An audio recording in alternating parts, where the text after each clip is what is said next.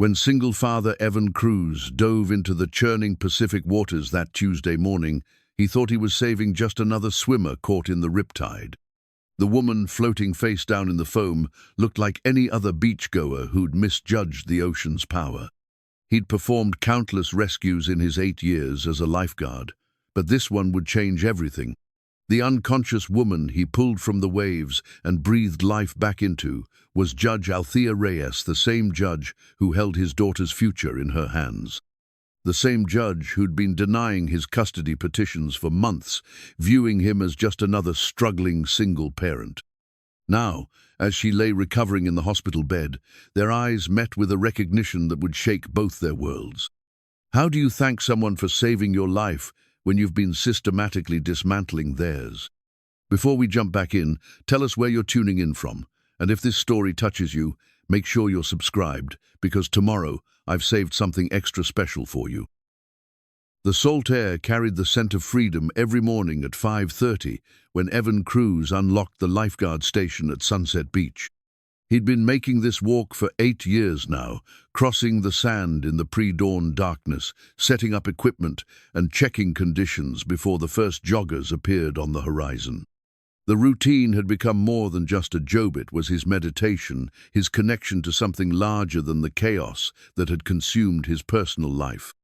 At 34, Evan possessed the kind of weathered handsomeness that spoke of countless hours under the California sun.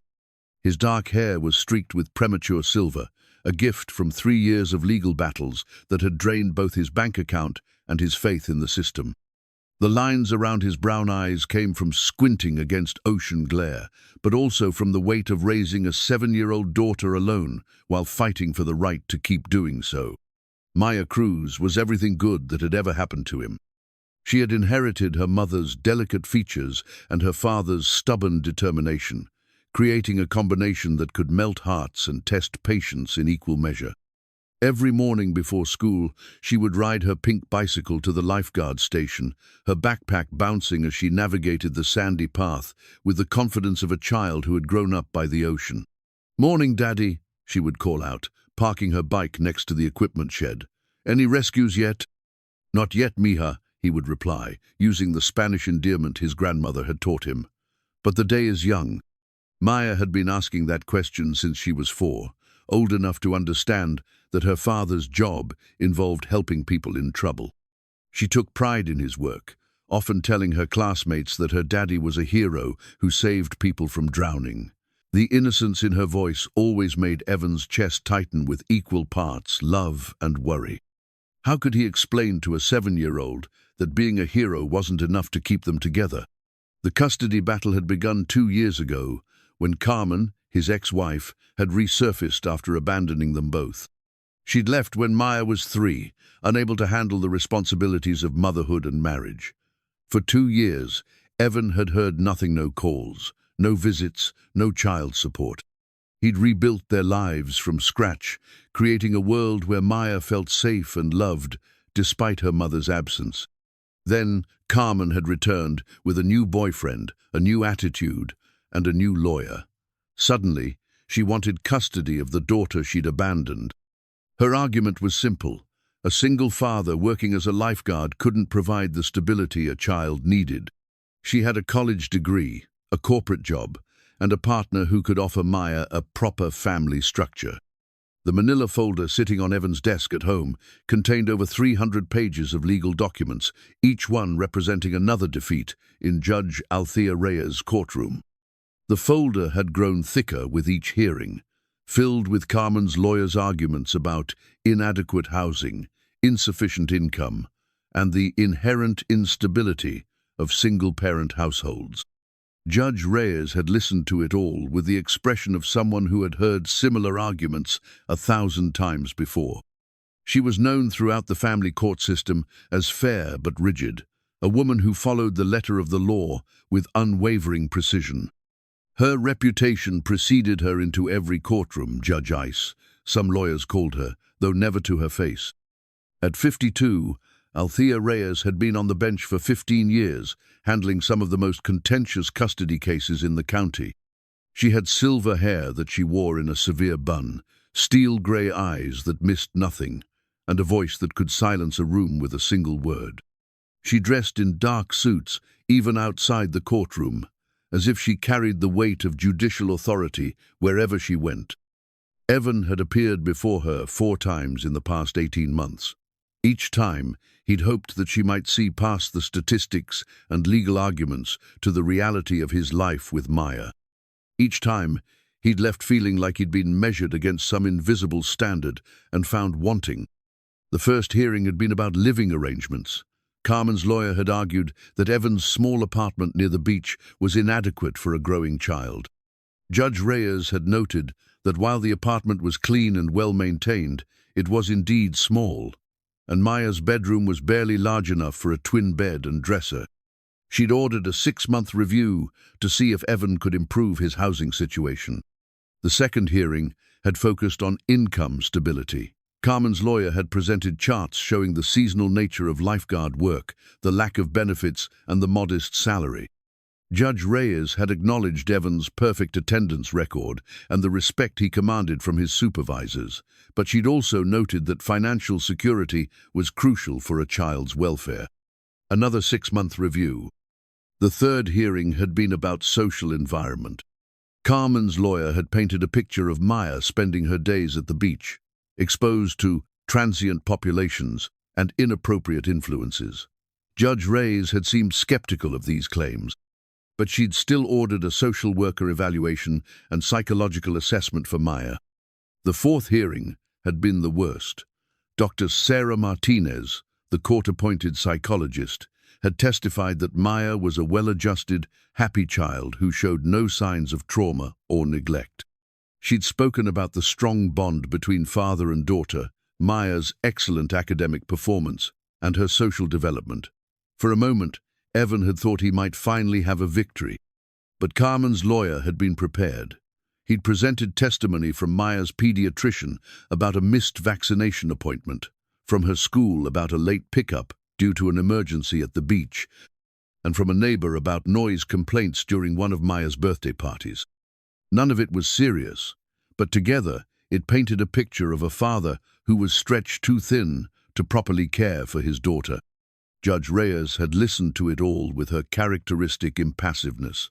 At the end of the hearing, she'd announced that she needed more time to review the evidence.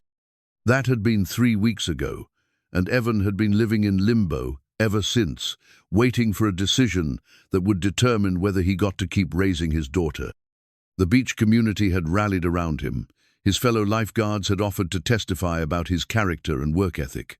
The local restaurant owners, where he was a regular customer, had written letters of support. Maya's teacher had submitted a glowing report about her academic progress and social development. Even the parents of Maya's friends had offered their endorsement. But none of it seemed to matter in Judge Reyes' courtroom. She dealt in facts, not feelings. She considered evidence, not emotions. She made decisions based on legal precedent, not personal testimony. And by every legal standard Carmen's lawyer had presented, Evan was falling short. The irony wasn't lost on him that he spent his days saving people from drowning while feeling like he was drowning himself. Every morning, he'd scan the ocean for signs of trouble, ready to spring into action at the first indication that someone needed help. But when it came to his own life, he felt powerless against the legal current that seemed determined to pull Maya away from him. He'd considered giving up the fight more than once. Carmen had offered him generous visitation, rights every other weekend, holidays, and a month in the summer. Many divorced fathers would have been grateful for such an arrangement, but Evan wasn't like most divorced fathers. He'd been Maya's primary caregiver since she was born, the one who'd walked the floors with her when she was colicky, who'd taught her to ride her bike, who'd helped her with homework and kissed her scraped knees. More than that, he'd been the one who'd stayed. When Carmen had decided that motherhood was too difficult, too demanding, too limiting, Evan had stepped up to fill both roles. He'd learned to braid hair and paint fingernails, to navigate the complexities of little girl friendships and the mysteries of children's fashion. He'd become not just a father, but a parent in the fullest sense of the word. The thought of losing Maya wasn't just heartbreaking, it was incomprehensible. She was his anchor, his purpose, his reason for getting up every morning. Without her, he would just be another middle-aged man with a modest job and a small apartment. With her, he was everything he'd ever wanted to be. But wanting something and being able to keep it were two different things, as Judge Reyes had made abundantly clear. The law was not concerned with emotional bonds or good intentions. It was concerned with measurable outcomes and quantifiable benefits. And by those standards, Carmen's offer of a traditional two-parent household with greater financial resources was objectively better than what Evan could provide. The morning sun was beginning to paint the sky in shades of orange and pink when Evan finished his equipment check and raised the flags that indicated safe swimming conditions. The beach was still mostly empty, populated only by the dedicated early risers who came to run or walk before the day's heat set in. In a few hours, it would be crowded with families, couples, and groups of friends seeking respite from the inland heat. He'd made peace with his role as protector of this small stretch of coastline.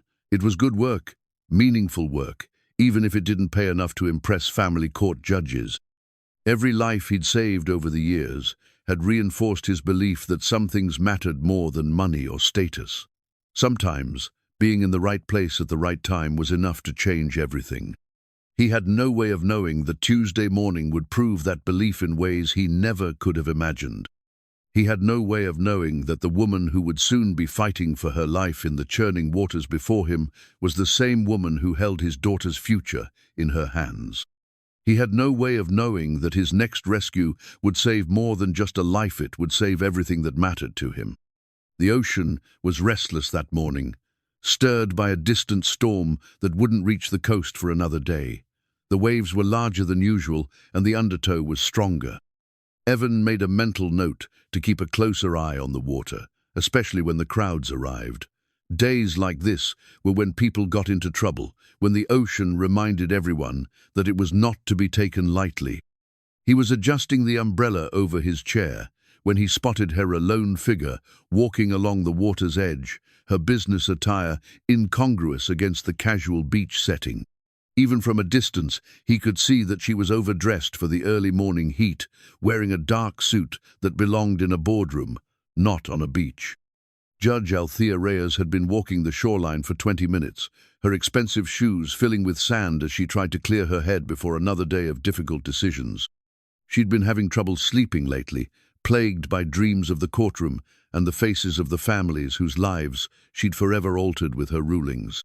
The beach had seemed like a peaceful place to think, to find some clarity before facing another day of impossible choices.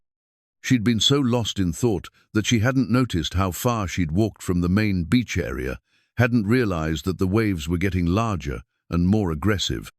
When she finally looked up, she was alone on a stretch of sand that curved away from the populated areas, with only the ocean for company. The wave that knocked her down came from nowhere, a rogue swell that crashed over her knees and sent her tumbling backward into the surf. She tried to stand, but the undertow was stronger than she'd expected, pulling her feet out from under her and dragging her deeper into the churning water. Judge Reyes was not a strong swimmer. She'd grown up in the desert, far from any body of water larger than a swimming pool. The ocean was foreign territory, and as the current pulled her further from shore, she felt the first cold fingers of panic grip her chest. From his perch in the lifeguard chair, Evan saw her go down. Years of training kicked in, automatically grab the rescue buoy, signal for backup, enter the water at the safest point. He moved with the fluid efficiency of someone who'd done this countless times before, his mind already calculating angles and currents as he sprinted toward the surf. The rescue itself was textbook perfect. Evan reached Judge Reyes just as she was losing her fight against the undertow, managed to get the buoy around her chest, and used his superior strength and swimming ability to fight their way back to shore. He'd performed CPR on the sand, breathing life back into her unconscious form while waiting for the paramedics to arrive. It was only later, in the hospital, when Judge Reyes opened her eyes and looked into the face of her rescuer, that the full magnitude of what had happened became clear. The man who had saved her life was Evan Cruz, the single father whose custody case she'd been deliberating for weeks. The man whose parental rights she'd been preparing to terminate was the same man who'd risked his own life to save hers. The manila folder full of legal documents suddenly seemed insignificant compared to the reality of the man who sat beside her hospital bed, concerned and gentle, asking if she was okay and if there was anyone he could call for her. This was not the inadequate father Carmen's lawyer had described. This was a man who saved lives without thinking, who put others' welfare before his own, who embodied the very qualities she'd been told he lacked. Judge Reyes closed her eyes and tried to process the implications of what had happened. In her 15 years on the bench, she'd never faced anything like this. The ethical considerations alone were staggering. She would have to recuse herself from the case, of course. But beyond the legal complications, she was confronting something more personal and more troubling, the possibility that she'd been wrong about Evan Cruz from the very beginning. The antiseptic smell of the hospital corridor reminded Judge Althea Reyes of every difficult decision she'd ever made. She'd spent enough time in hospitals over the years, visiting victims of domestic violence, reviewing medical records in custody cases, making determinations about children's welfare based on doctors' reports. But she'd never been the patient before, never been the one lying vulnerable in a narrow bed with monitors beeping around her.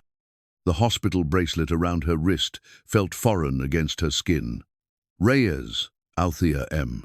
It read, followed by her date of birth and a series of numbers that reduced her to a case file. For someone accustomed to being addressed as Your Honor, the sudden anonymity was unsettling. Here, she was just another patient who'd underestimated the ocean's power. She'd been awake for 2 hours, but the memories of the morning were still fragmented. She remembered walking on the beach, trying to clear her head before another day of court. She remembered the wave that knocked her down, the sudden panic as the current pulled her away from shore. Everything after that was hazy until she'd opened her eyes to find a familiar face looking down at her with concern. Evan Cruz. Even in her disoriented state, she'd recognized him immediately. The same dark eyes that had looked at her pleadingly from across the courtroom, the same weathered hands that had held legal documents while his lawyer made arguments for his parental rights. But instead of the barely contained desperation she'd seen in court, his expression now held only genuine worry for her well-being. The irony was almost too much to process. The man whose fitness as a parent she'd been questioning was the same man who'd risked his life to save hers. The father she'd been preparing to declare inadequate had proven himself capable of extraordinary selflessness and courage.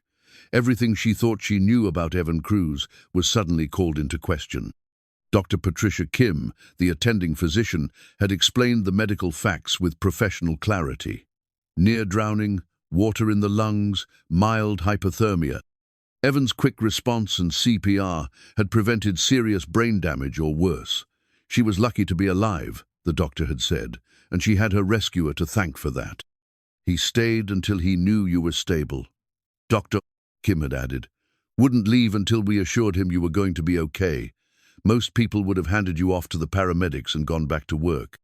But Evan Cruz wasn't most people, a fact that was becoming increasingly clear to Judge Reyes as she lay in the hospital bed, confronting the reality of what had happened. She'd spent months reviewing evidence about his character, his fitness as a parent, his ability to provide for his daughter. Carmen's lawyer had painted him as irresponsible, financially unstable, emotionally unreliable. Yet when a stranger's life was in danger, he'd acted without hesitation, risking everything to save someone he didn't even know. The knock on her door came at 3 in the afternoon. She'd been expecting hospital protocol required rescue victims to be checked on by their rescuers, and she'd been told that Evan had asked permission to visit. Still, when he appeared in the doorway, she felt an uncomfortable mix of gratitude and embarrassment. He looked different outside the courtroom. Gone was the ill-fitting suit he wore to hearings, replaced by his lifeguard uniformed shorts, white polo shirt with the city logo, a whistle hanging around his neck. His hair was still damp from the ocean, and there was sand on his sneakers. He looked like what he was, a working man who'd interrupted his day to save a life. "Judge Reyes," he said quietly, stepping just inside the room. "I wanted to check on you, see how you were feeling." The formality in his voice reminded her of their previous interactions, but the concern in his eyes was entirely new. In the courtroom, he'd always seemed guarded, defensive, as if he expected her to find fault with everything he said. Now, he simply looked like a decent man who'd done what needed to be done. "I'm alive because of you," she said, her voice still rough from the seawater she'd inhaled. "Thank you doesn't seem adequate." Evan shifted uncomfortably, his hands clasped behind his back. "You don't need to thank me. It's what anyone would have done." But they both knew that wasn't true. Judge Reyes had seen enough of human nature to know that not everyone would have risked their life for a stranger. She'd presided over cases where parents had failed to protect their own children, where people had looked the other way when intervention was needed. What Evan had done was not what anyone would have done, it was what a hero would do. "I have to ask," she said carefully, "did you know who I was when you pulled me out?" Evan shook his head. "Not until you opened your eyes here in the hospital. You looked different." He gestured vaguely at her hospital gown and disheveled hair. "I mean, you weren't in your usual courtroom attire." The comment brought a small, unexpected smile to her lips. She tried to imagine how she must have looked to him, the stern judge who'd been ruling against him for months, reduced to a helpless victim in a hospital bed. The role reversal was complete and humbling. "This changes things," she said, though she wasn't sure if she was speaking to him or to herself.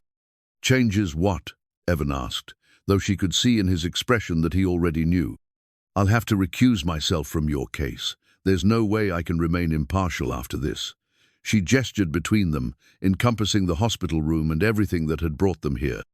"My decision about Maya's custody will have to be made by another judge."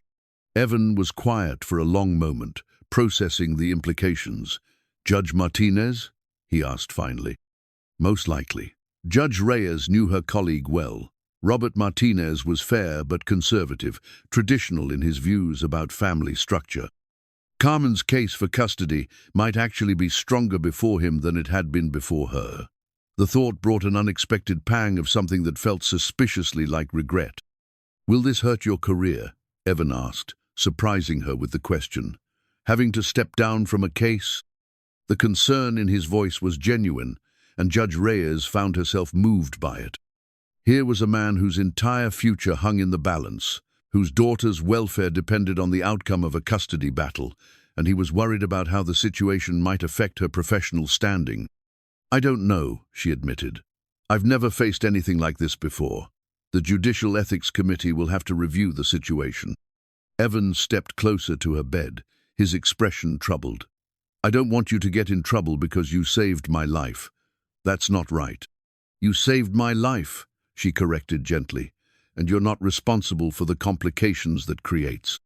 But even as she said it, Judge Reyes knew that the complications were just beginning. The local news had already picked up the story lifeguard saves drowning woman, and it was only a matter of time before someone connected the dots. When they did, the media attention would be intense and potentially damaging for both of them. Her phone had been buzzing all afternoon with calls from the court administrator, her law clerk, and several judicial colleagues. Word was spreading through the legal community that Judge Reyes had been involved in some kind of incident. Soon, everyone would know the full story. "There's something else," Evan said, his voice hesitant. "My lawyer called. The media is starting to ask questions about the rescue, about who you are and what your connection is to me. I wanted you to hear it from me first." Judge Reyes closed her eyes and felt the weight of the situation settling over her like a heavy blanket. In her 15 years on the bench, she'd managed to avoid any hint of scandal or impropriety. She'd built her reputation on being above reproach, beyond question. Now, through no fault of her own, she was at the center of a story that would raise eyebrows throughout the legal community. "What will you tell them?" she asked. "The truth," Evan said simply.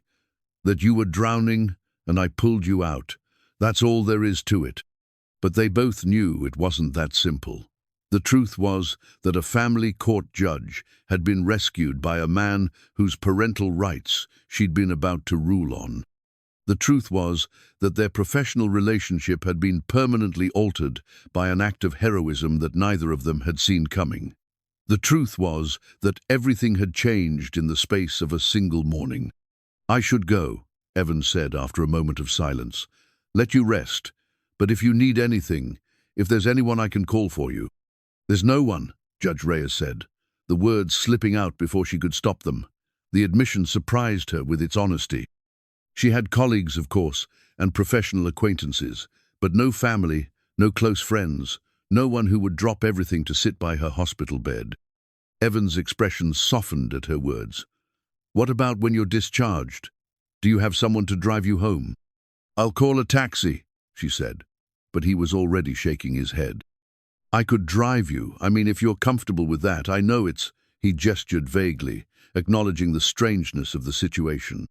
"That's very kind," Judge Reyes said carefully, "but I think it would be better if we kept our interactions minimal, given the circumstances." Evan nodded, though she could see disappointment in his eyes. "Of course, I understand." But as he turned to leave, Judge Reyes found herself speaking again. "Evan?" He stopped and looked back at her. "For what it's worth, I want you to know that I never took your case lightly. I know it doesn't seem that way, but every decision I made was based on what I thought was best for Maya." "I know," he said quietly. "I may not have agreed with your rulings, but I never doubted that you were trying to do the right thing." After he left, Judge Reyes lay in the hospital bed and stared at the ceiling, trying to make sense of what had happened. In the space of a few hours, her carefully ordered world had been turned upside down. The case that had been weighing on her mind for weeks was no longer her responsibility. The man she'd been prepared to rule against had proven himself capable of extraordinary courage and selflessness. More troubling was the growing realization that she might have been wrong about him from the beginning. The evidence presented in court had painted a picture of an inadequate father, but evidence could be selective, incomplete, misleading. What she'd witnessed today, Evan's immediate response to danger, his genuine concern for her welfare, his willingness to put her needs before his own interests, suggested a character that was fundamentally different from what she'd been led to believe. The hospital bracelet around her wrist caught the afternoon light, reminding her of her temporary vulnerability. Tomorrow, she would be discharged and would have to face the consequences of what had happened. She would have to explain to her colleagues why she was recusing herself from a high-profile case. She would have to endure the media attention and the questions about her judgment and objectivity. But tonight, alone in the hospital room with only her thoughts for company, Judge Reyes allowed herself to confront a more uncomfortable truth. She was beginning to wonder if she'd been wrong about more than just Evan Cruz. Maybe she'd been wrong about the nature of justice itself, about the difference between following the law and doing what was right. The evening news would later report that a family court judge had been rescued from drowning by a local lifeguard. The story would mention that both parties declined to comment, that the judge was in stable condition, and that an investigation into the incident was ongoing. What the news wouldn't report was the quiet revolution taking place in Judge Reyes's understanding of the man whose life she'd been about to change forever. By morning, she would have to call the court administrator and formally request to be removed from Cruz v. Cruz. She would have to draft a statement explaining her decision and prepare for the ethical review that would inevitably follow. She would have to figure out how to rebuild her reputation in the aftermath of an incident that was already beyond her control. But for now, she simply lay in the hospital bed and thought about the look in Evan Cruz's eyes when he'd asked if she was okay. It was the look of someone who cared about others without calculation, someone who acted on instinct and conscience rather than self-interest. It was the look of a man who would make a good father if anyone bothered to look past the statistics and see the person underneath. Judge Reyes closed her eyes and tried to sleep, but her mind kept returning to one inescapable fact. The man she'd been preparing to separate from his daughter had just saved her life. The irony was almost too much to bear, but it was nothing compared to the growing certainty that she'd been about to make a terrible mistake.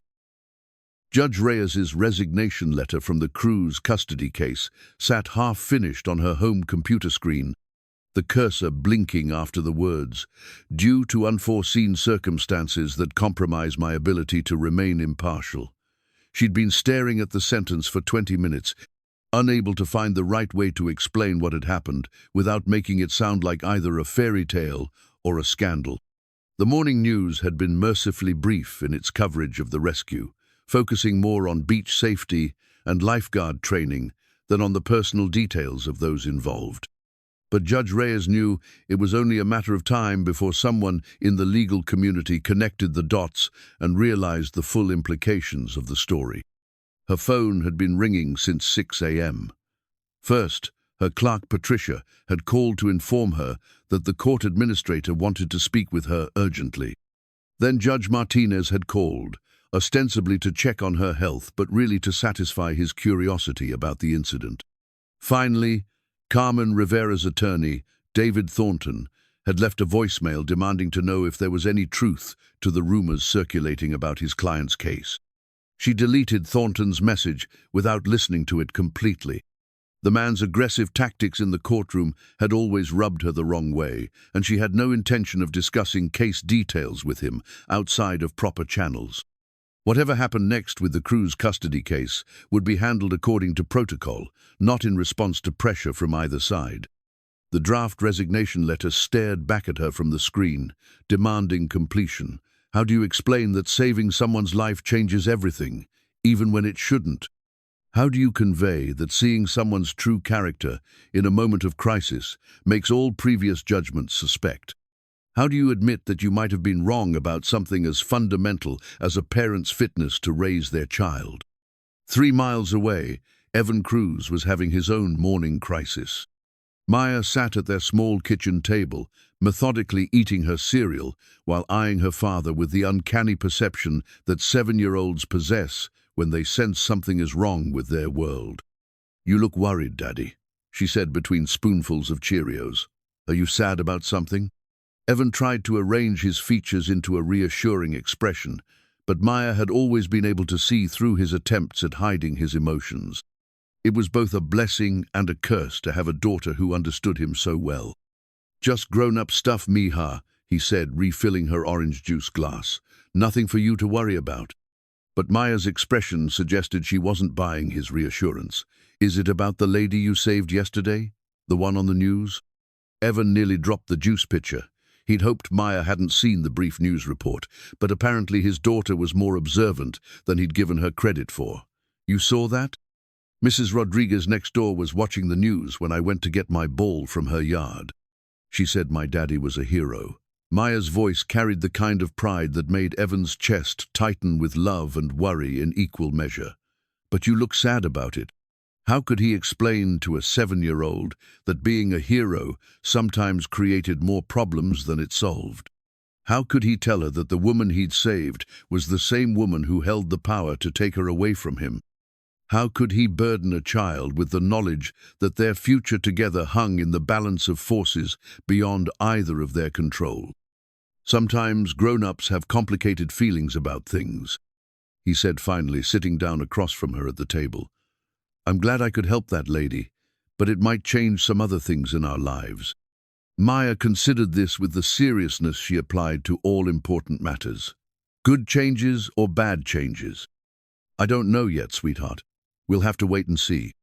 The phone rang before Maya could ask any more questions, providing Evan with a temporary reprieve from her uncomfortable perceptiveness. His lawyer, Sarah Chen, was calling with news that was both expected and troubling. "Judge Reyes is formally recusing herself from your case," Sarah reported without preamble. "The court administrator just called. They're reassigning you to Judge Martinez." Evan felt his stomach drop. He'd been hoping that Judge Reyes might find a way to remain on the case, despite the obvious ethical complications. Judge Martinez was known for his traditional views on family structure, his belief that children needed 2-parent households whenever possible. Carmen's case for custody would likely be stronger before him than it had been before Judge Reyes. "When's the new hearing scheduled?" he asked, glancing at Maya to make sure she was still focused on her breakfast rather than his conversation. 3 weeks from today. Martinez wants to review all the case files first, which means we're essentially starting over with our arguments. Starting over. The phrase hit Evan like a physical blow. 18 months of legal proceedings, thousands of dollars in attorney fees, countless hours of testimony and documentation. All of it would have to be presented again to a new judge who would bring his own biases and preconceptions to the case. "Sarah, I need to ask you something," he said, lowering his voice. "Do you think what happened yesterday helps us or hurts us?" There was a pause on the other end of the line. "Honestly, I don't know. On one hand, it demonstrates your character and your instinct to protect others. On the other hand, it raises questions about why Judge Reyes was considering ruling against you in the first place. Martinez might wonder if there was something in her evaluation that he should be concerned about." After hanging up, Evan sat at the kitchen table and watched his daughter finish her breakfast. Maya was humming quietly to herself, a sure sign that she was content with her world. The sound broke his heart, knowing that her innocent happiness might soon be shattered by forces she couldn't understand or control. Meanwhile, at the courthouse, Judge Martinez was reviewing the Cruz case files with the methodical attention he brought to all his assignments. Robert Martinez had been on the family court bench for 12 years, and he prided himself on making decisions based on clear legal precedent rather than emotional appeal. Children, in his view, needed stability above all else, and stability was most often found in traditional two-parent households with adequate financial resources. The Cruz case presented what seemed like a straightforward custody determination. A mother who had left when the child was young but had since established herself professionally was seeking to regain custody from a father whose resources and living situation were marginal at best. The psychological evaluation of the child was positive, but Martinez had seen enough cases to know that children could appear well-adjusted, even in inadequate circumstances. What puzzled him was Judge Reyes's apparent reluctance to make a decision. The case had been on her docket for months, with multiple continuances and extensions. Althea Reyes was known for her efficiency and decisiveness. She typically resolved custody cases much more quickly than this. The fact that she'd been deliberating for so long suggested either unusual complexity in the case or unusual uncertainty about the appropriate resolution. Now, with her recusal due to the rescue incident, Martinez would have to make the determination himself. He'd already scheduled meetings with both attorneys to discuss their positions and review the evidence. Carmen Rivera's lawyer had been particularly eager to present what he called new developments in the case. David Thornton arrived at Martinez's chambers precisely on time, carrying a briefcase full of updated documentation and a confidence that bordered on smugness. He'd been practicing family law for 15 years, and he knew how to present his clients in the most favorable light possible. "Your Honor," Thornton began, settling into the chair across from Martinez's desk, "I want to thank you for taking on this case. I believe you'll find that the evidence strongly supports my client's petition for custody." Martinez nodded noncommittally. "I've reviewed the basic case files, but I'd like to hear your summary of the key issues." "Certainly. Mrs. Rivera acknowledges that she made a mistake by leaving when Maya was young. But people change, Your Honor, and she's worked hard to establish herself as a responsible adult with the resources to provide a stable home for her daughter." Thornton opened his briefcase and pulled out a folder of documents. "She has a steady job as a marketing coordinator with a healthcare company, health insurance, a 2-bedroom apartment in a good school district, and a long-term relationship with a man who's eager to be a positive male role model for Maya." "And Mr. Cruz's situation?" Martinez asked, though he'd already read the relevant documents. "Mr. Cruz is a single man working a seasonal job with no benefits and marginal pay. He lives in a 1-bedroom apartment near the Beacon area known for transient populations and tourist-related disruptions. While he appears to love his daughter, love alone isn't sufficient to provide the stability a child needs." Martinez made notes as Thornton spoke, though he was careful not to reveal his own thoughts about the case. The psychological evaluation of the child was positive. "Yes, but children are remarkably adaptable, Your Honor. Just because Maya has adjusted to her current situation doesn't mean it's the best possible situation for her. Mrs. Rivera can offer her a traditional family structure, better educational opportunities, and long-term financial security." After Thornton left, Martinez sat in his chambers and reviewed the case materials more carefully. On paper, Carmen Rivera's petition for custody seemed reasonable. She'd made mistakes in the past, but she'd apparently learned from them and was now in a position to provide a stable home for her daughter. Evan Cruz, despite his obvious devotion to Maya, was struggling financially and living in circumstances that were less than ideal for a growing child. But something about the case bothered Martinez, though he couldn't quite put his finger on what it was. Perhaps it was the dramatic nature of Carmen's abandonment and return, or the length of time Judge Reyes had taken to make her decision. Perhaps it was the coincidence of the rescue incident, which had thrust both parties into an uncomfortable spotlight. Whatever it was, Martinez decided he wanted to review the case thoroughly before making any preliminary judgments. He scheduled meetings with both attorneys, ordered new psychological evaluations for all parties involved, and requested updated financial statements from both parents. Back at the beach, Evan was trying to focus on his work while processing the implications of starting over with a new judge.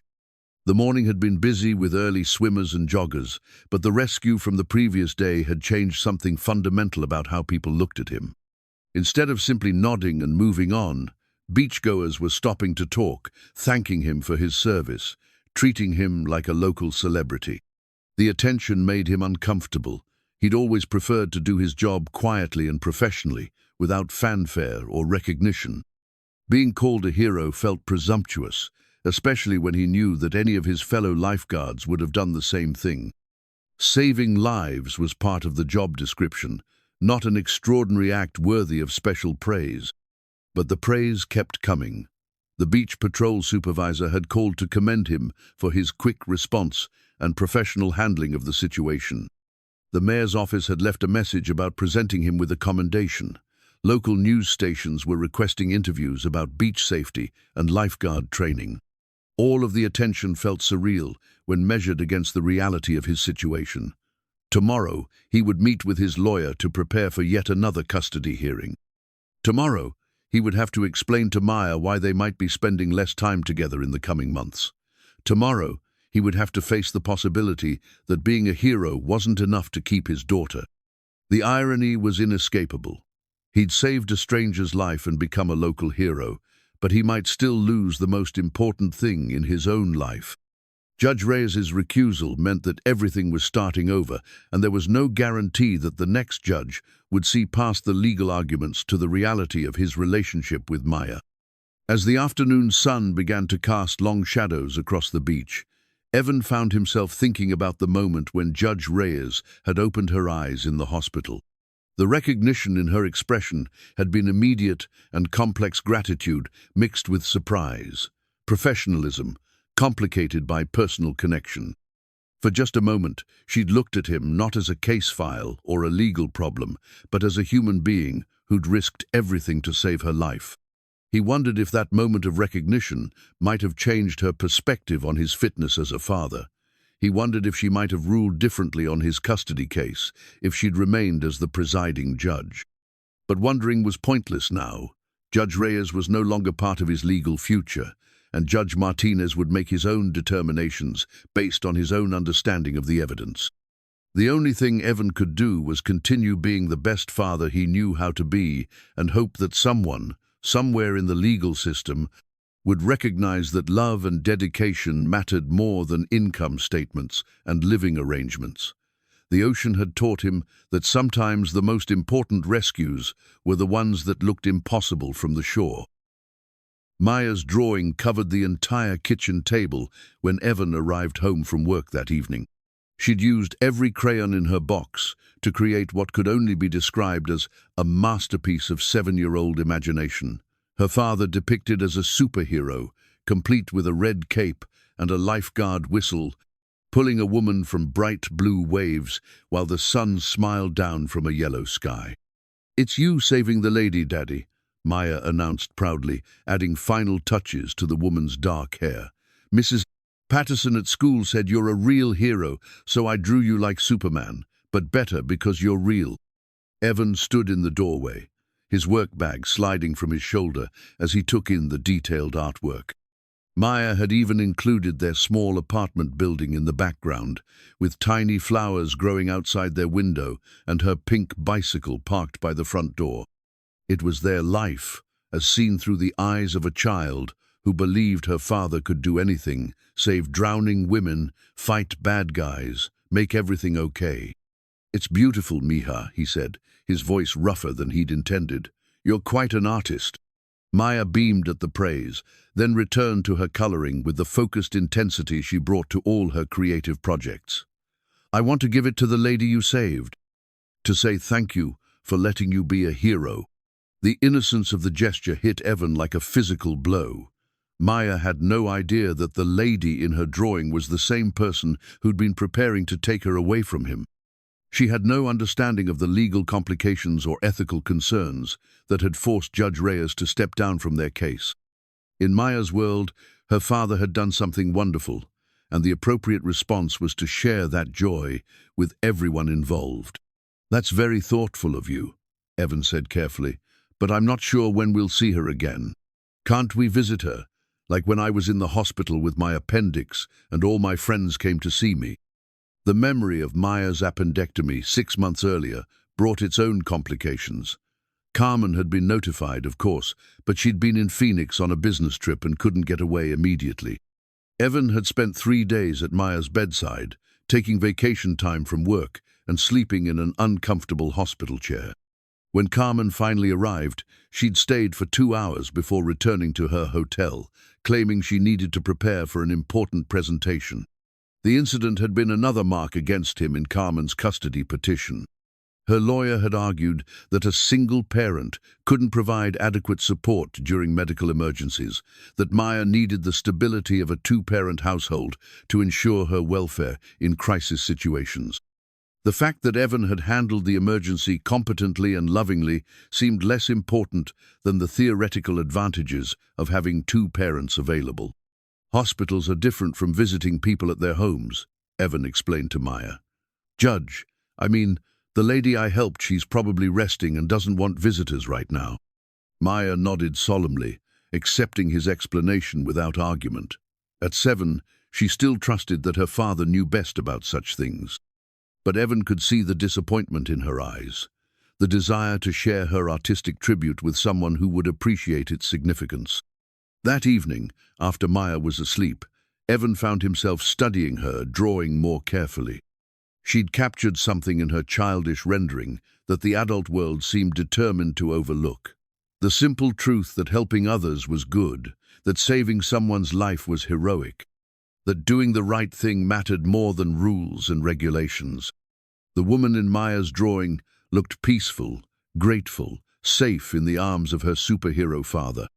There was no hint of legal complications or ethical dilemmas, no suggestion that this act of heroism might actually complicate their lives rather than improve them. Maya's version of events was pure and uncomplicated. Daddy saved someone, everyone should be happy. The phone rang at 9:30, interrupting Evan's contemplation of his daughter's artwork. Sarah Chen's voice was tense when he answered, carrying news that he'd been dreading since Judge Reyes's recusal. Carmen's lawyer filed a motion to expedite the custody hearing, Sarah reported. He's arguing that the media attention around the rescue incident creates an unstable environment for Maya and that immediate action is needed to protect her welfare. Evan felt his stomach clench. What kind of media attention? It was barely mentioned on the local news. Apparently someone leaked more details about the connection between you and Judge Reyes. There's a story running tomorrow in the legal newspaper about the ethical implications of the situation. Thornton is using it to argue that Maya is being exposed to unnecessary scrutiny and potential harassment. The legal newspaper. Evan had never heard of it, but apparently it was influential enough to cause problems for his case. What does this mean for our timeline? Judge Martinez granted the motion. We have a hearing next Friday instead of 3 weeks from now. That gives us 6 days to prepare our response to whatever new arguments Thornton is planning to present. After hanging up, Evan sat at the kitchen table and stared at Maya's drawing. The superhero version of himself looked confident and capable, ready to handle any challenge that came his way. But the real Evan felt overwhelmed by forces beyond his control, caught in a legal system that seemed designed to punish good intentions and complicate simple truths. Across town, Judge Reyes was dealing with her own complications from the rescue incident. The legal newspaper article that Thornton had referenced was lying open on her coffee table, its headline reading, "Family Court Judge, Rescued by Custody Case Defendant." Ethical questions mount. The reporter had done their homework, connecting all the relevant dots and raising questions about judicial impartiality, case management, and the appearance of impropriety. The article was fair but damaging, presenting the facts without editorializing but letting the implications speak for themselves. Judge Reyes was described as a respected jurist with an impeccable record. But questions were raised about her handling of the Cruz case, the length of time she'd taken to make a decision, and whether her rescue by Evan had influenced her deliberations. Worse than the newspaper article was the call she'd received that afternoon from the Judicial Ethics Committee. A formal inquiry was being opened into her conduct, not because anyone believed she'd done anything wrong, but because the appearance of impropriety required investigation. She would have to submit detailed reports about her case management decisions, her interactions with both parties, and her reasons for the various continuances and delays. The inquiry wouldn't affect her ability to hear other cases, but it would be a permanent part of her judicial record. In a profession where reputation was everything, even an exoneration from the Ethics Committee would leave lingering questions about her judgment and objectivity. Judge Reyes had spent her entire career building a reputation for fairness and impartiality.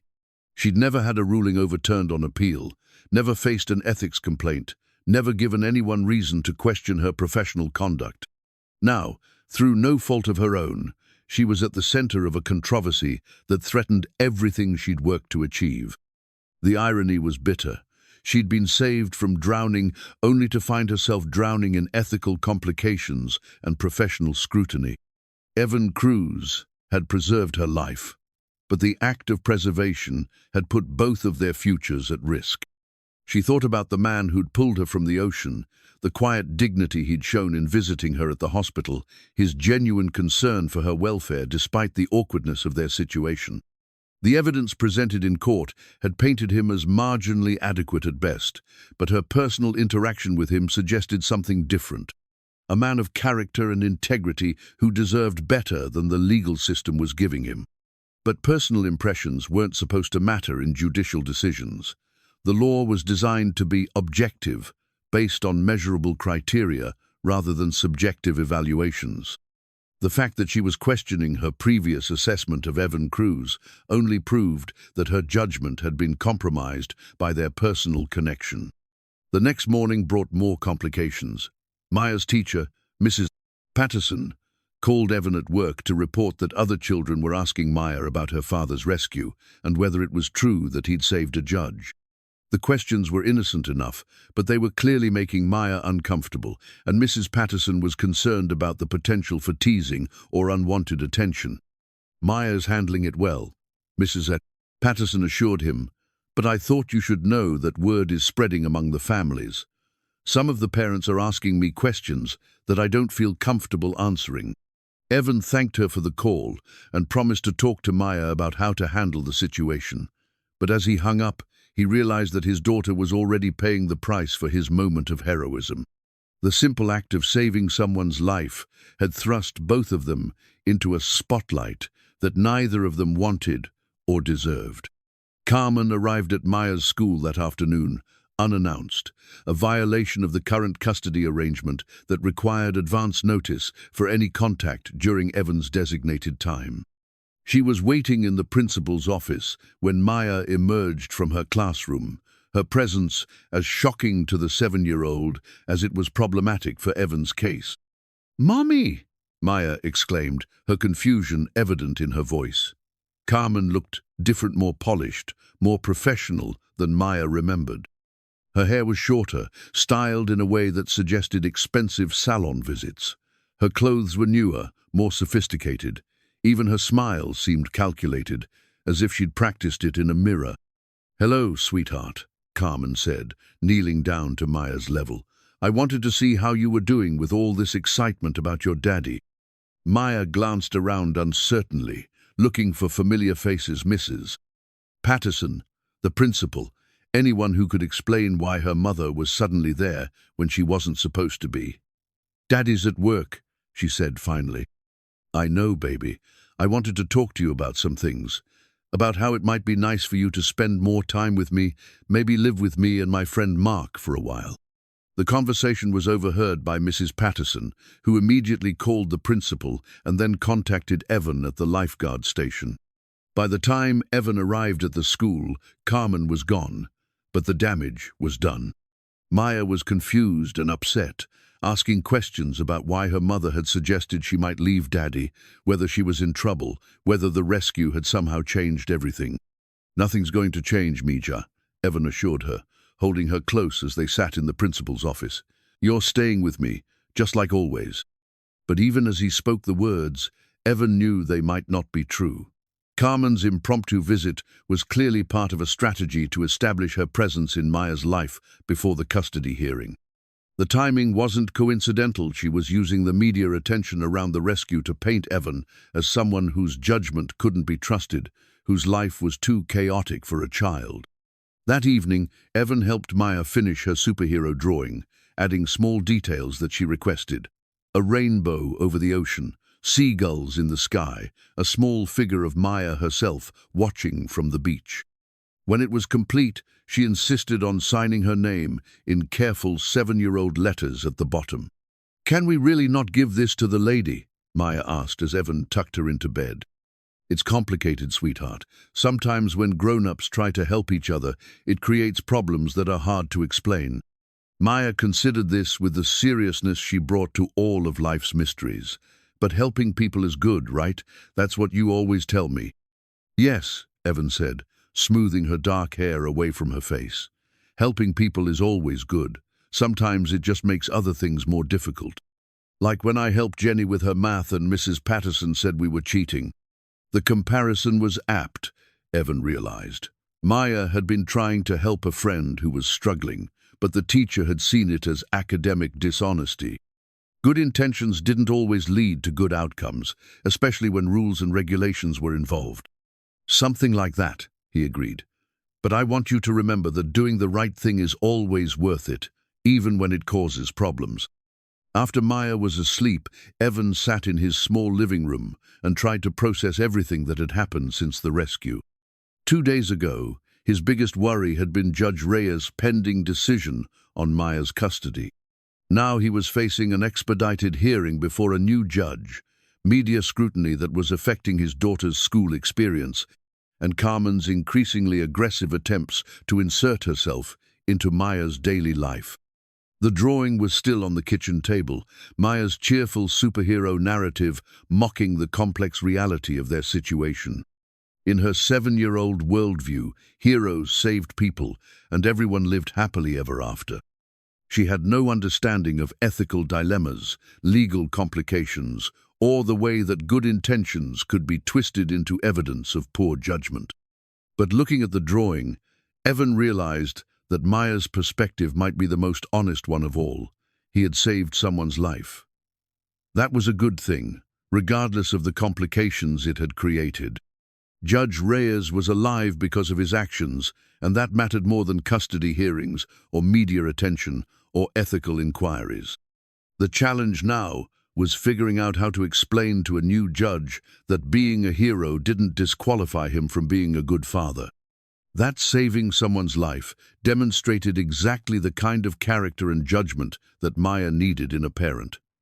that love and dedication mattered more than income statements and living arrangements. He thought about Judge Reyes's expression when she'd opened her eyes in the hospital, the recognition and gratitude he'd seen there. For just a moment, she'd seen him not as a case file, but as a human being. He wondered if Judge Martinez would be able to see past the legal arguments to the same truth, or if the superhero in Maya's drawing would remain nothing more than a child's fantasy. Dr. Rebecca Walsh's office was designed to be calming, with soft lighting, earth-tone furniture, and the kind of abstract artwork that was meant to be soothing rather than provocative. Judge Reyes sat in the oversized chair across from the therapist's desk, her hands folded in her lap, trying to reconcile her presence here with her image of herself as someone who had everything under control. The medical report from her near-drowning experience lay open between them, its clinical language unable to capture the psychological impact of what she'd endured. Acute stress reaction following near-death experience, it read. Patient reports intrusive thoughts, sleep disturbance, and difficulty concentrating. Recommend psychological evaluation and possible therapy to address trauma response.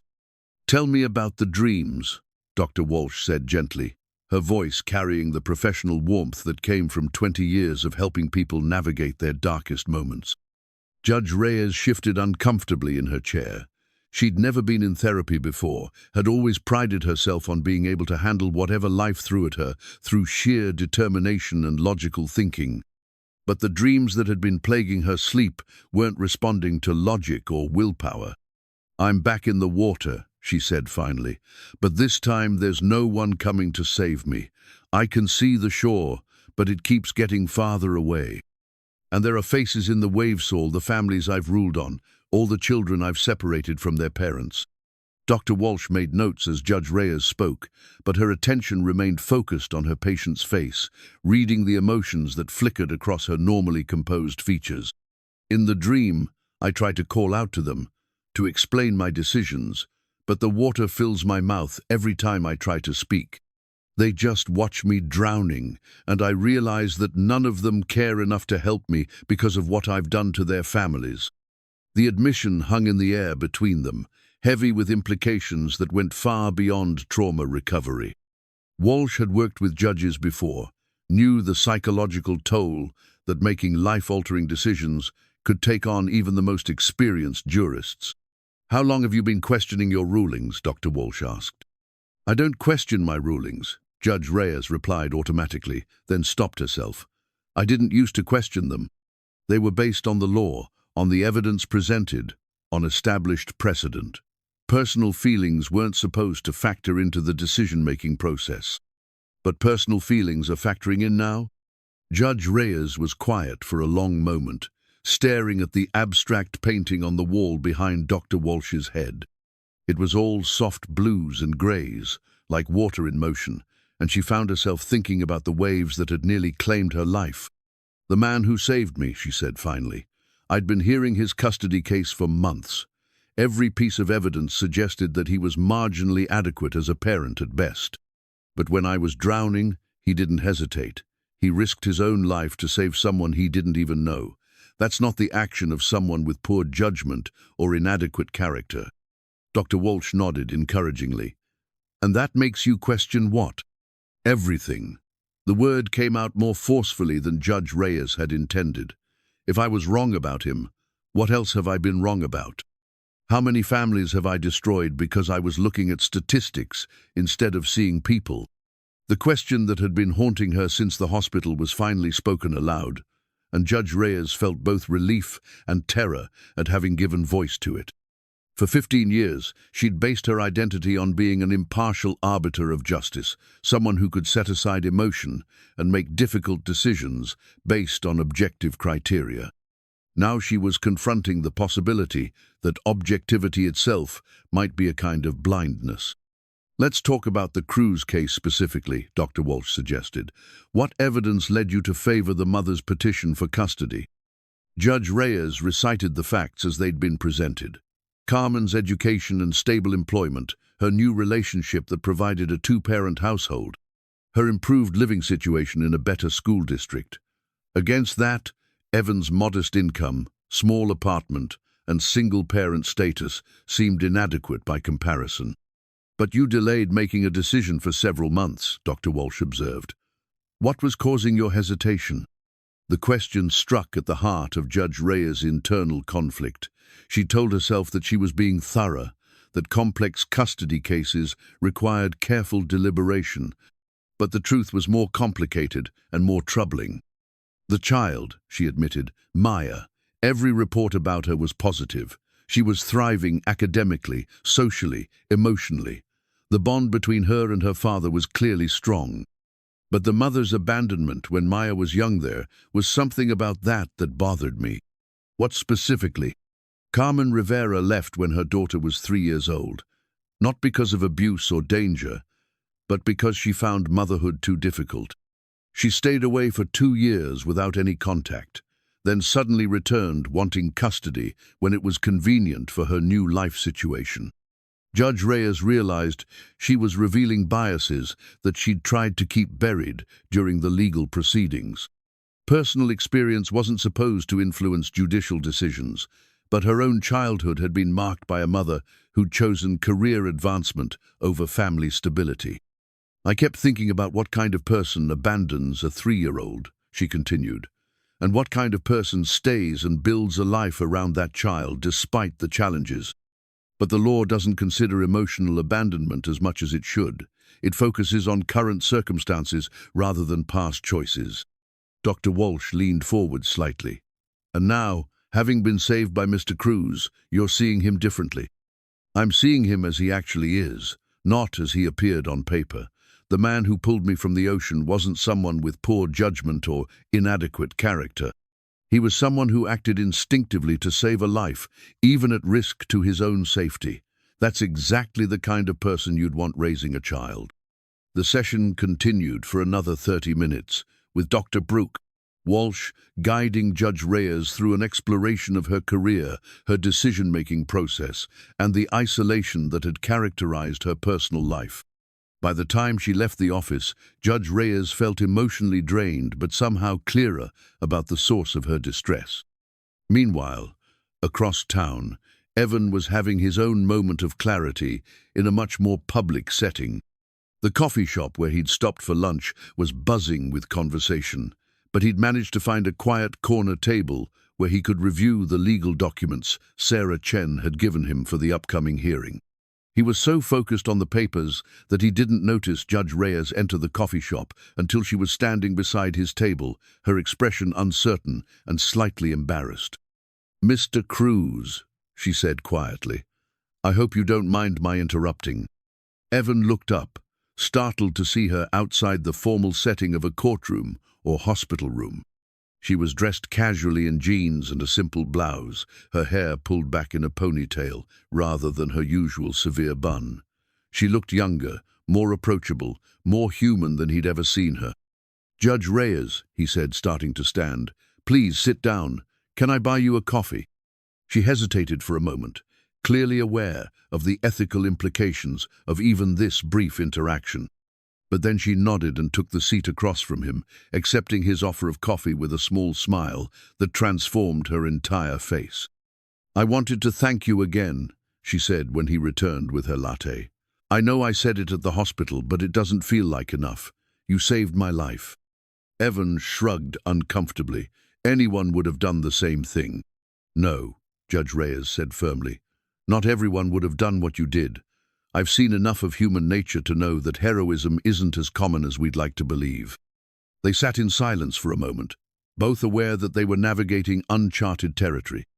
The professional boundaries that had defined their previous interactions no longer applied, but they hadn't established new ones to replace them. "How is Maya handling everything?" Judge Reyes asked finally. The question surprised Evan with its genuine concern. She's confused about why her mother showed up at school unexpectedly. She doesn't understand why saving someone's life is causing problems instead of making things better. "Children see things more clearly than adults sometimes," Judge Reyes observed. "They haven't learned to complicate simple truths." Evan studied her face, looking for clues about what she was thinking. Maya drew a picture of the rescue. She wanted to give it to you, to thank you for letting me be a hero." The comment brought tears to Judge Reyes' eyes, though she tried to hide them behind her coffee cup. "She sounds like a remarkable little girl." "She is," Evan said simply. "She's everything good in my life." Judge Reyes set down her cup and looked directly at him. "I want you to know that I never took your case lightly. Every decision I made, every continuance I granted, was because I was trying to do what was best for Maya." "I know," Evan replied. "I may not have agreed with your rulings, but I never doubted that you were trying to be fair."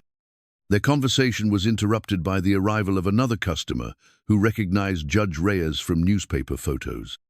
The woman whispered something to her companion, pointing in their direction, and both Evan and Judge Reyes realized that their innocent coffee meeting was about to become public knowledge. "I should go," Judge Reyes said, gathering her purse and standing quickly. "Judge Reyes," Evan called after her. She turned back, and for a moment they simply looked at each other across the crowded coffee shop. "Maya's picture, if you ever want to see it." "I'd like that very much," she said softly, then hurried out the door before anyone could approach them.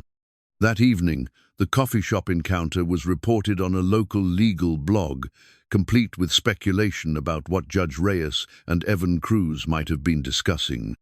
The post was picked up by other media outlets, adding another layer of scrutiny to both of their lives. But for Evan, the brief conversation had provided something he hadn't expected, the sense that Judge Reyes saw him as more than just a case file, that she understood the depth of his love for Maya and the sincerity of his commitment to being a good father. It wasn't enough to change the legal proceedings, but it was something to hold on to as he prepared for the fight ahead. The worn copy of the Judicial Ethics Handbook lay open on Judge Reyes' desk, its pages marked with yellow highlighter and small handwritten notes that traced her 15 years of careful adherence to professional standards. Canon 2 stared back at her from page 47. "A judge shall avoid impropriety and the appearance of impropriety in all activities." The words that had once provided clear guidance now felt like an accusation. Judge Reyes had been studying the handbook for 2 hours, searching for precedent that might help her understand how to navigate the ethical minefield that her life had become.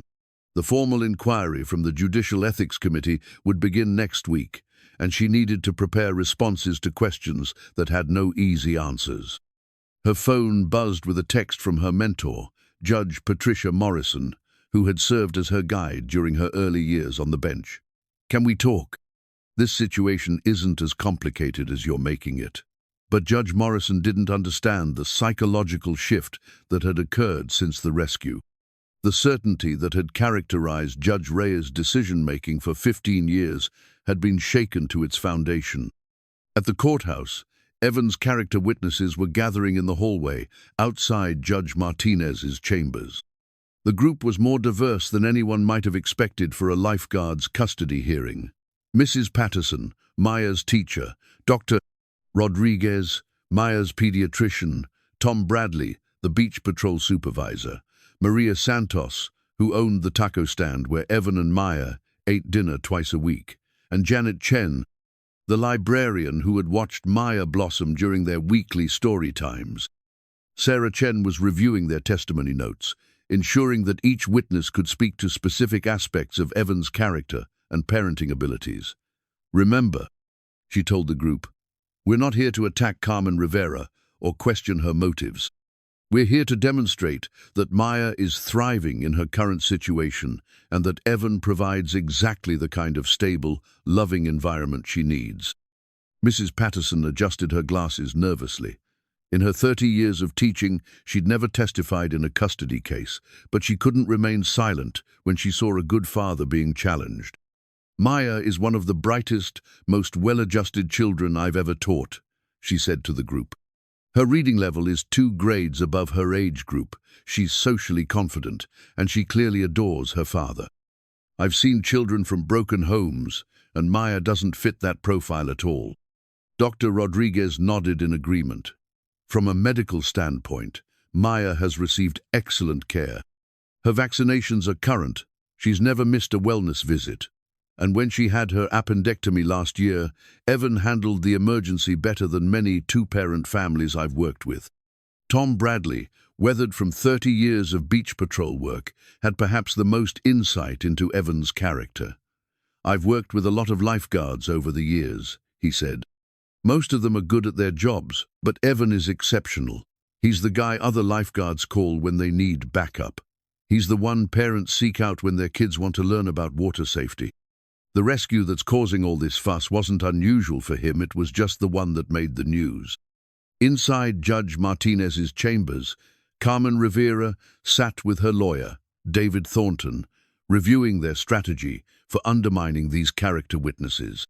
Thornton had spent considerable time researching each person who planned to testify, looking for any weakness or bias that might discredit their testimony.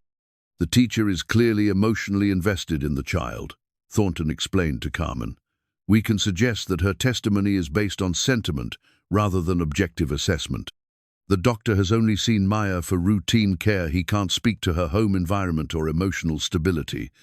The lifeguard supervisor is obviously going to support his employee." Carmen listened with growing unease.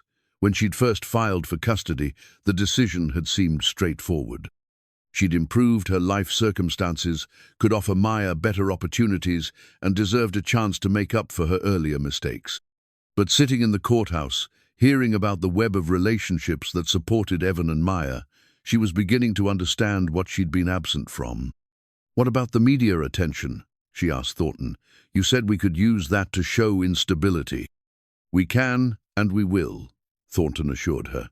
"A child shouldn't be subjected to public scrutiny because of her father's desire for attention. The fact that reporters are asking questions at her school, that other parents are treating her differently, that's harmful to her development." But even as Thornton spoke, Carmen wondered if the media attention was really harmful or just inconvenient for their legal strategy. Maya seemed to be handling the situation with remarkable resilience, according to all accounts. Perhaps the instability they were claiming existed more in the courtroom than in Maya's actual experience. Meanwhile, Judge Reyes was facing her own scrutiny in a conference room at the courthouse. The Judicial Ethics Committee had convened an informal preliminary meeting to understand the circumstances surrounding her recusal from the Cruz case. 3 senior judges sat across from her at the polished conference table, their expressions neutral, but their questions pointed. "Judge Reyes," began Judge William Harrison, the committee chair, "help us understand why this custody case remained on your docket for such an extended period. Your average case resolution time is typically much faster." The question went to the heart of Judge Reyes' internal struggle. She'd been delaying the Cruz decision not because the case was legally complex, but because something about it had troubled her from the beginning. Carmen Rivera's abandonment of her 3-year-old daughter, followed by a sudden return when it was convenient, had triggered personal memories that she'd tried to suppress. "The case presented some unusual circumstances," she replied carefully. "The child had been thriving in the father's care for an extended period, and I wanted to ensure that any change in custody would truly serve her best interests." Judge Harrison consulted his notes. But the evidence seemed to favor the mother's petition fairly clearly. Stable employment, better living conditions, 2-parent household. What specific factors caused your hesitation? Judge Reyes realized she was being asked to explain intuition in legal terms, to justify emotional responses that had no place in judicial decision-making. "I was concerned about the mother's previous abandonment and the potential for future instability." Previous abandonment that had been acknowledged and addressed in her petition, observed Judge Martinez's colleague, Judge Sarah Kim. The mother had been forthcoming about her past mistakes and demonstrated significant improvement in her life circumstances. The questions continued for another hour, each one designed to determine whether Judge Reyes had allowed personal bias to influence her handling of the case. By the time she left the conference room, she felt drained and uncertain about her own motives and decision-making process. That evening, as Judge Reyes sat in her empty house, trying to process the day's events, she received an unexpected phone call from Dr. Rodriguez, Maya's pediatrician. She almost didn't answer. Any contact with people involved in the Cruz case could create additional ethical complications, but something about the doctor's voice when he left a voicemail compelled her to call back. "Judge Reyes," Dr. Rodriguez said when she reached him, "I know this is unusual, but I felt I had to speak with you. I'm testifying in the Cruz custody case tomorrow, and there are some things about Maya's medical history that I think you should know." "Doctor, I can't discuss the case. I've recused myself." "I understand, but what I'm about to tell you isn't about the legal proceedings. It's about a little girl who nearly lost her father once before." Dr. Rodriguez went on to explain an incident that hadn't been included in the court records. When Maya was 5, Evan had suffered a severe allergic reaction to shellfish while they were at a beach barbecue. Maya had been the one to call 911, following the emergency procedures her father had taught her. She'd stayed calm, provided clear information to the dispatcher, and remained with Evan until the paramedics arrived. Most adults would have panicked in that situation, Dr. Rodriguez explained. But Maya handled it like a little soldier. When I asked her how she knew what to do, she said her daddy had taught her that helping people was the most important thing in the world. The story hit Judge Reyes with unexpected force. Maya's maturity and resilience weren't just natural characteristics, they were the result of being raised by someone who valued service to others above personal safety. Evan had taught his daughter not just how to handle emergencies, but how to see helping others as a fundamental responsibility.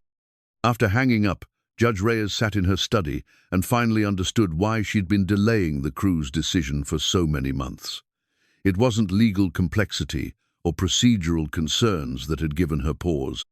It was the recognition, somewhere in her subconscious, that the evidence presented in court didn't match the reality of the father-daughter relationship she was being asked to evaluate. Carmen Rivera could offer Maya material advantages and a traditional family structure. But Evan Cruz had already given his daughter something more valuable, a moral foundation based on compassion, service, and putting others' needs before your own. The rescue that had complicated both of their lives was simply the most visible example of values that he'd been modeling for Maya every day. The next morning, Judge Reyes made a decision that would have been unthinkable a week earlier. She called Judge Martinez's clerk and requested a meeting not to discuss the case details, but to provide information about Maya's medical history that had been omitted from the record. It was a careful line to walk, but Dr. Rodriguez was right. Some things were more important than procedural concerns. Judge Martinez listened to her account of Maya's handling of her father's medical emergency with growing interest. The incident painted a picture of a child who had been well prepared for crisis situations, who had internalized lessons about responsibility and service that most adults never learned. "This information should be part of the record," Judge Martinez agreed. "It speaks to both the child's maturity and the father's preparation of her for real-world situations." As Judge Reyes left Martinez's chambers, she realized that she'd found a way to honor both her ethical obligations and her personal convictions. She couldn't rule on the Cruz case, but she could ensure that all relevant information was available to the judge who would. It wasn't much, but it was a small act of advocacy for a child who deserved better than what the legal system was prepared to give her. The afternoon brought news that would change everything. David Thornton had filed a motion claiming that Judge Reyes's meeting with Judge Martinez constituted improper ex parte communication and grounds for Martinez to recuse himself as well. If granted, the motion would force the case to be reassigned to yet another judge, creating even more delays and complications. But as Judge Reyes read Thornton's motion, she realized that Carmen's lawyer had made a crucial error. By claiming improper communication, he was opening the door for the ethical committee to examine all communications related to the case, including the information he'd fed to Judge Reyes during the original proceedings. If her past rulings had been based on incomplete or misleading information, that would constitute a much more serious ethical violation than her meeting with Martinez. For the first time since the rescue, Judge Reyes felt something approaching optimism. The truth had a way of surfacing, even in the most complex legal proceedings. And the truth about Evan Cruz was becoming harder to ignore with each passing day. The private investigator's report arrived at Sarah Chen's office on a Thursday morning, delivered by courier in a manila envelope marked "Confidential Attorney, Eyes Only." Sarah had hired Marcus Webb reluctantly, knowing that investigating Carmen Rivera felt like an admission that they were losing the case on its merits. But Thornton's aggressive tactics and the expedited hearing schedule had left little choice. What she found in Webb's 20-page report was far more damaging than she'd expected. Carmen Rivera's stable employment at the healthcare marketing firm was on shaky ground. She'd been placed on probation 3 months earlier for repeatedly calling in sick, missing important client presentations, and showing signs of impairment during work hours. Her supervisor had documented concerns about her behavior and was building a case for termination. The long-term relationship with Mark Stevens, that Carmen had presented as evidence of family stability, was equally problematic. Stevens had 2 DUI convictions in the past 5 years and was currently enrolled in a court-mandated alcohol treatment program. More troubling, Webb had uncovered 3 domestic disturbance calls to the apartment Carmen shared with Stevens, though no charges had been filed. But the most damaging revelation was financial. Carmen's motivation for seeking custody wasn't maternal instinct, it was money. Stevens came from a wealthy family and had promised to establish a trust fund for Maya if Carmen gained custody. The arrangement would provide Carmen with access to significant funds for Maya's care and support, with minimal oversight of how the money was actually spent. Sarah stared at the report, feeling sick. While Evan had been struggling to pay legal fees and provide for Maya on a lifeguard salary, Carmen had been scheming to use her daughter as a pathway to financial security. The abandoned 3-year-old had become a commodity in her mother's relationship negotiations. Webb's investigation had also revealed how David Thornton had been feeding Judge Reyes misleading information about Evan's circumstances. The report about the missed vaccination appointment, for instance, had failed to mention that Maya was sick that day, and the appointment had been rescheduled by the doctor's office. The late pickup from school had occurred because Evan was performing CPR on a tourist who'd had a heart attack on the beach. Each piece of evidence that had made Evan look inadequate was either taken out of context or deliberately misrepresented. Carmen's lawyer had been building a case based on selective presentation of facts, knowing that Judge Reyes would rely on the information provided by both attorneys to make her decision. Sarah immediately called Evan at the lifeguard station. "We need to meet tonight," she said without preamble. "I have information that changes everything." Meanwhile, Judge Reyes was having her own revelation in Dr. Walsh's office. The therapy sessions had helped her process the trauma of the near drowning, but they'd also forced her to confront uncomfortable truths about her career and decision-making process. "I've been thinking about what you said last week," Judge Reyes told Dr. Walsh, "about how I might have been looking at statistics instead of seeing people. I requested the complete case files for every custody decision I've made in the past 5 years. Dr. Walsh raised an eyebrows. "That must have been quite a project." 237 cases, Judge Reyes replied, "and a pattern I never noticed before. In nearly every case where I awarded custody to the parent with better financial resources, the child had been thriving with the other parent. I told myself I was following legal precedent, but I think I was following my own biases." The admission was painful but liberating. Judge Reyes had grown up poor, raised by a single mother who'd struggled to provide basic necessities. She'd convinced herself that financial stability was the most important factor in a child's welfare, because it was what she'd lacked as a child. "What kind of biases?" Dr. Walsh asked gently. "I think I was punishing single parents for being in the situation I grew up in. I was so determined not to subject children to poverty that I forgot there are worse things than being poor." Judge Reyes described her own childhood, a mother who worked 3 jobs to keep food on the table, a series of apartments in declining neighborhoods, the constant stress of unpaid bills and eviction notices. She'd promised herself that she'd never be poor again, and she'd unconsciously extended that promise to every child who appeared in her courtroom. But Maya Cruz isn't poor, she realized aloud. She may not have everything money can buy, but she has something more valuable: as father, who loves her unconditionally and would do anything to protect her. Dr. Walsh nodded. And recognizing that doesn't diminish the struggles you faced as a child. It just means you're seeing the situation more completely now. The breakthrough felt seismic.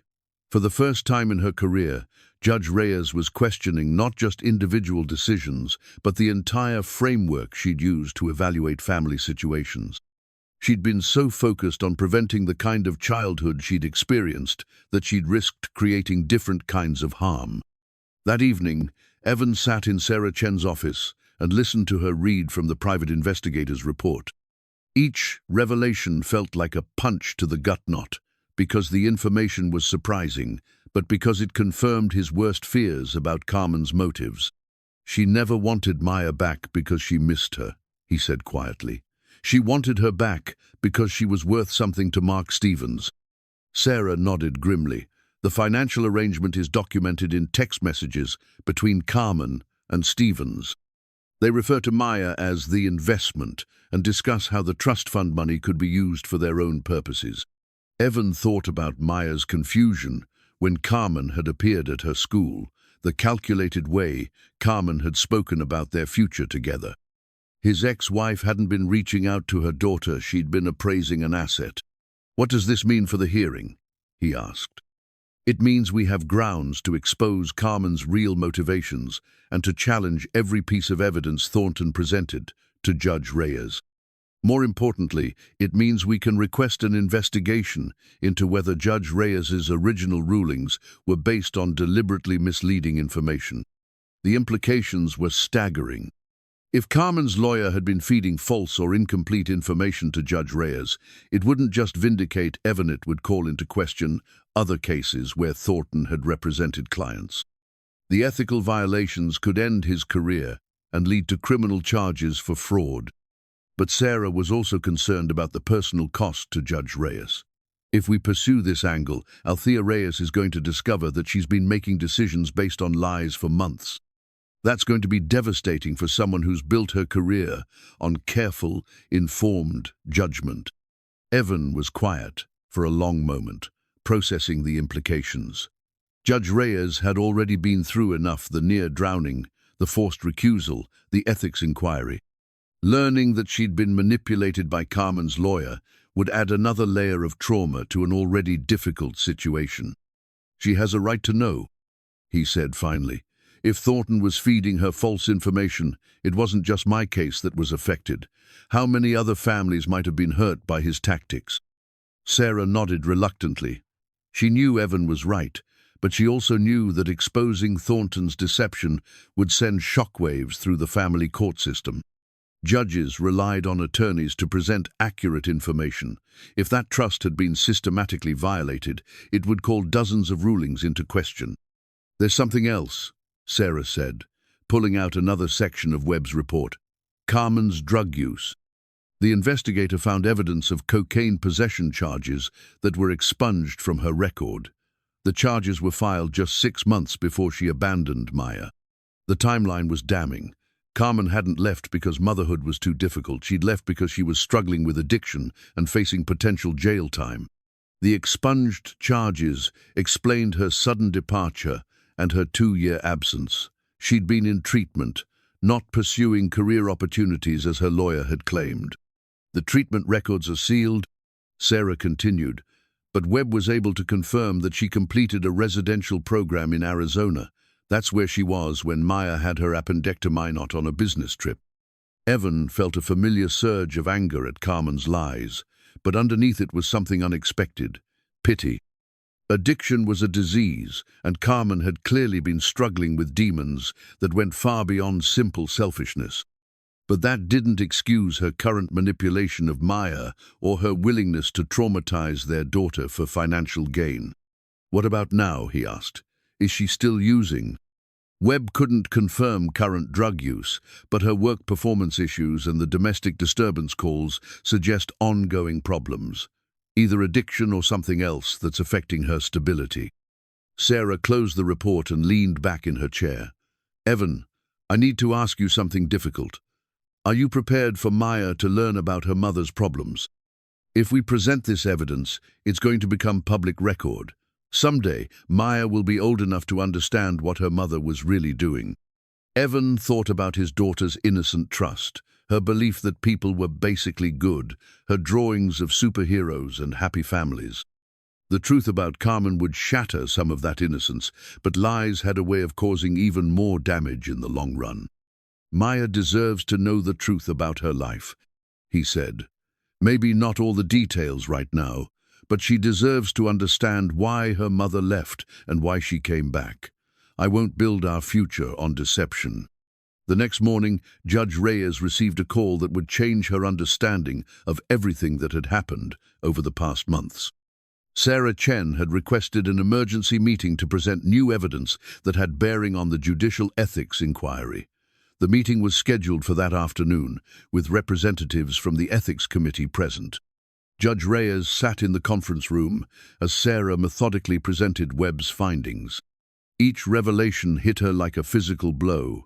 The falsified evidence, the selective presentation of facts, the financial motivations behind Carmen's custody petition. Everything she'd believed about the Cruz case had been carefully constructed lies. You're saying that Mr. Thornton deliberately misled the court? Asked Judge Harrison, the Ethics Committee chair.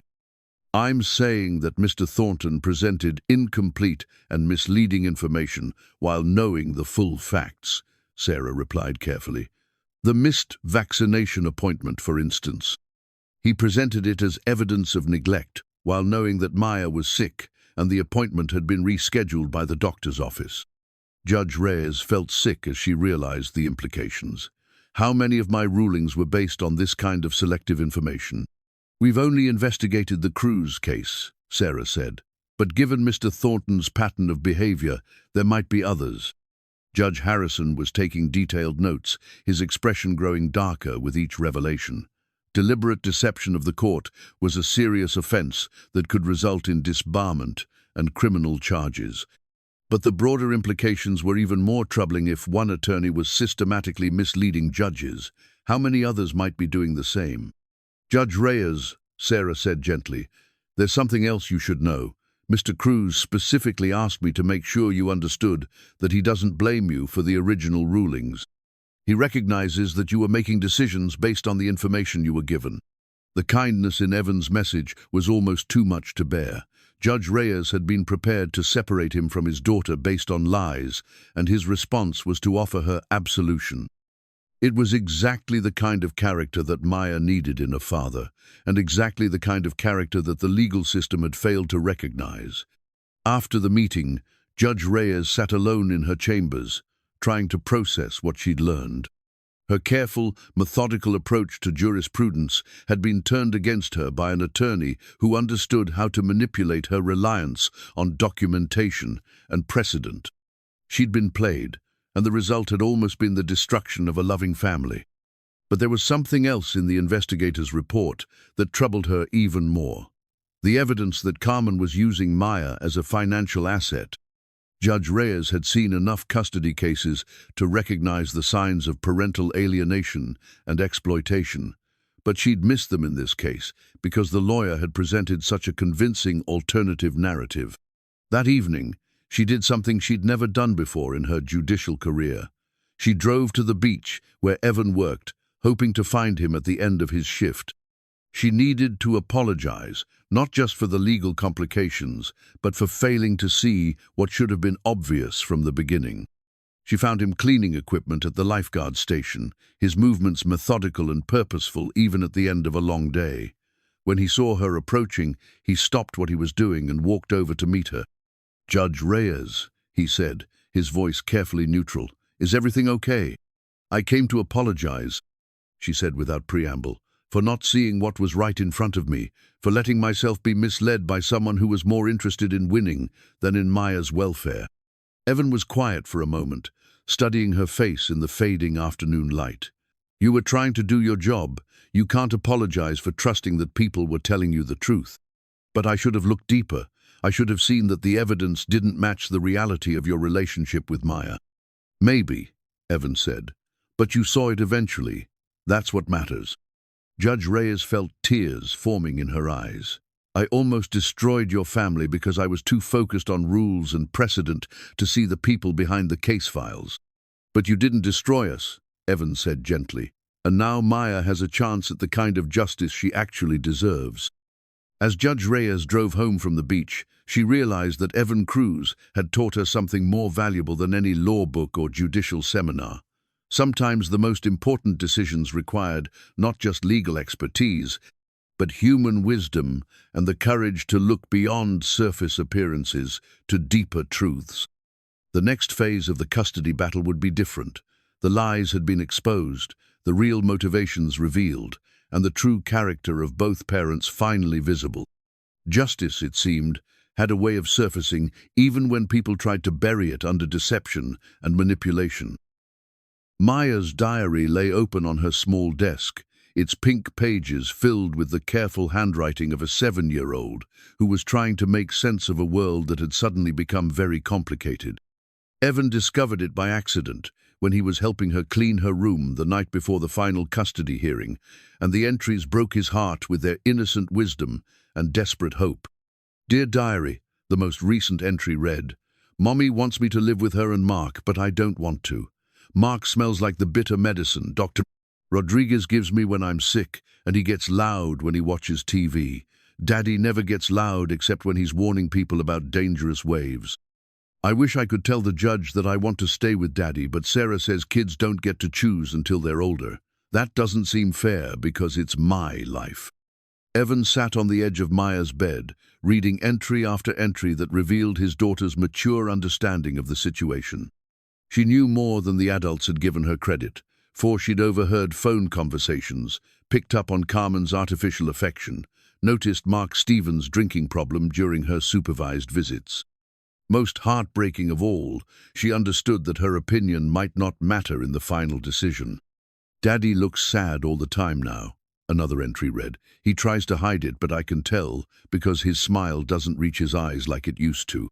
I drew him another picture of us together at the beach, but he looked like he wanted to cry when I gave it to him.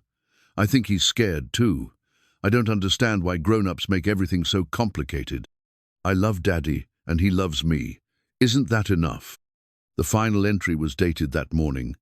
"Tomorrow the judge decides where I live. I'm going to wear my lucky dress and my special necklace that Daddy gave me for my birthday. I'm going to pray that the new judge can see what Judge Reyes couldn't see before she got saved by Daddy. I want to tell someone that Daddy is the best daddy in the world, and that losing him would be worse than when Mommy left the first time, because now I'm old enough to understand what it means." Evan closed the diary with shaking hands, overwhelmed by his daughter's emotional maturity and terrified by her fear of losing him. Maya had been carrying this burden silently, trying to protect him from her own anxiety while processing complex adult emotions that no 7-year-old should have to handle. He found Maya in the living room, practicing her spelling words with the focused concentration she brought to all her schoolwork. She looked up when he entered, and he could see the worry in her dark eyes despite her attempt to appear normal. "Mija," he said, sitting down beside her on the couch, "we need to talk about tomorrow."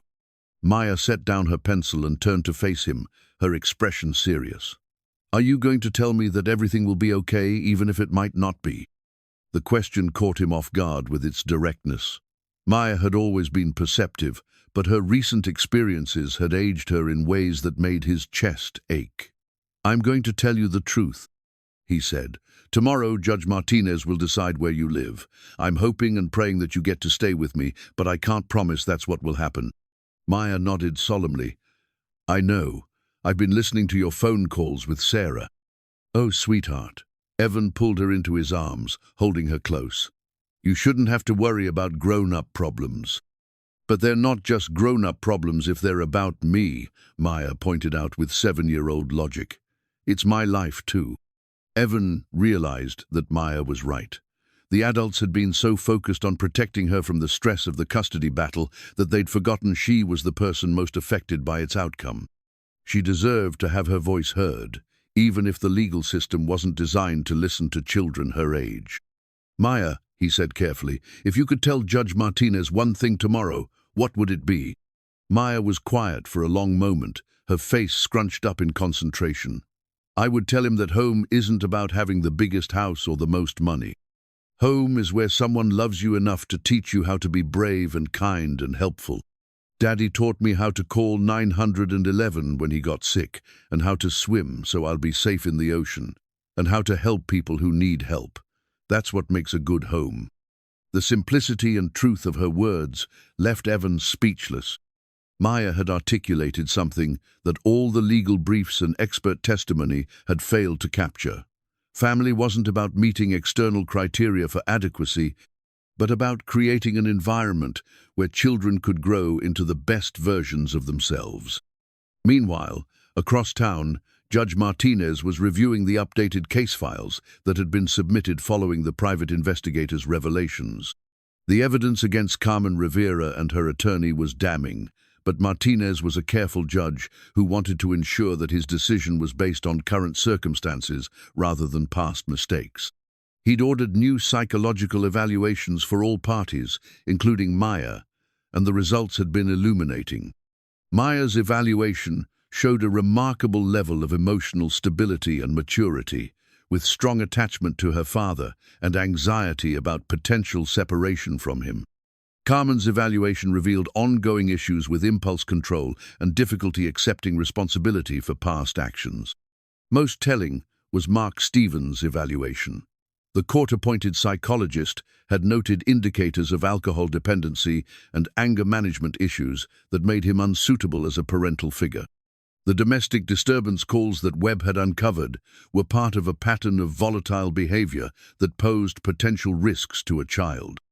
Judge Martinez had also spoken privately with Dr. Rodriguez and Mrs. Patterson, Maya's teacher, both of whom painted a picture of a child who was thriving in her current environment. Maya's academic performance, social development, and emotional resilience all indicated that Evan's parenting was not just adequate, but exceptional. But the judge was also troubled by something else: Maya's age and the legal precedent that generally didn't allow children under 12 to express custody preferences.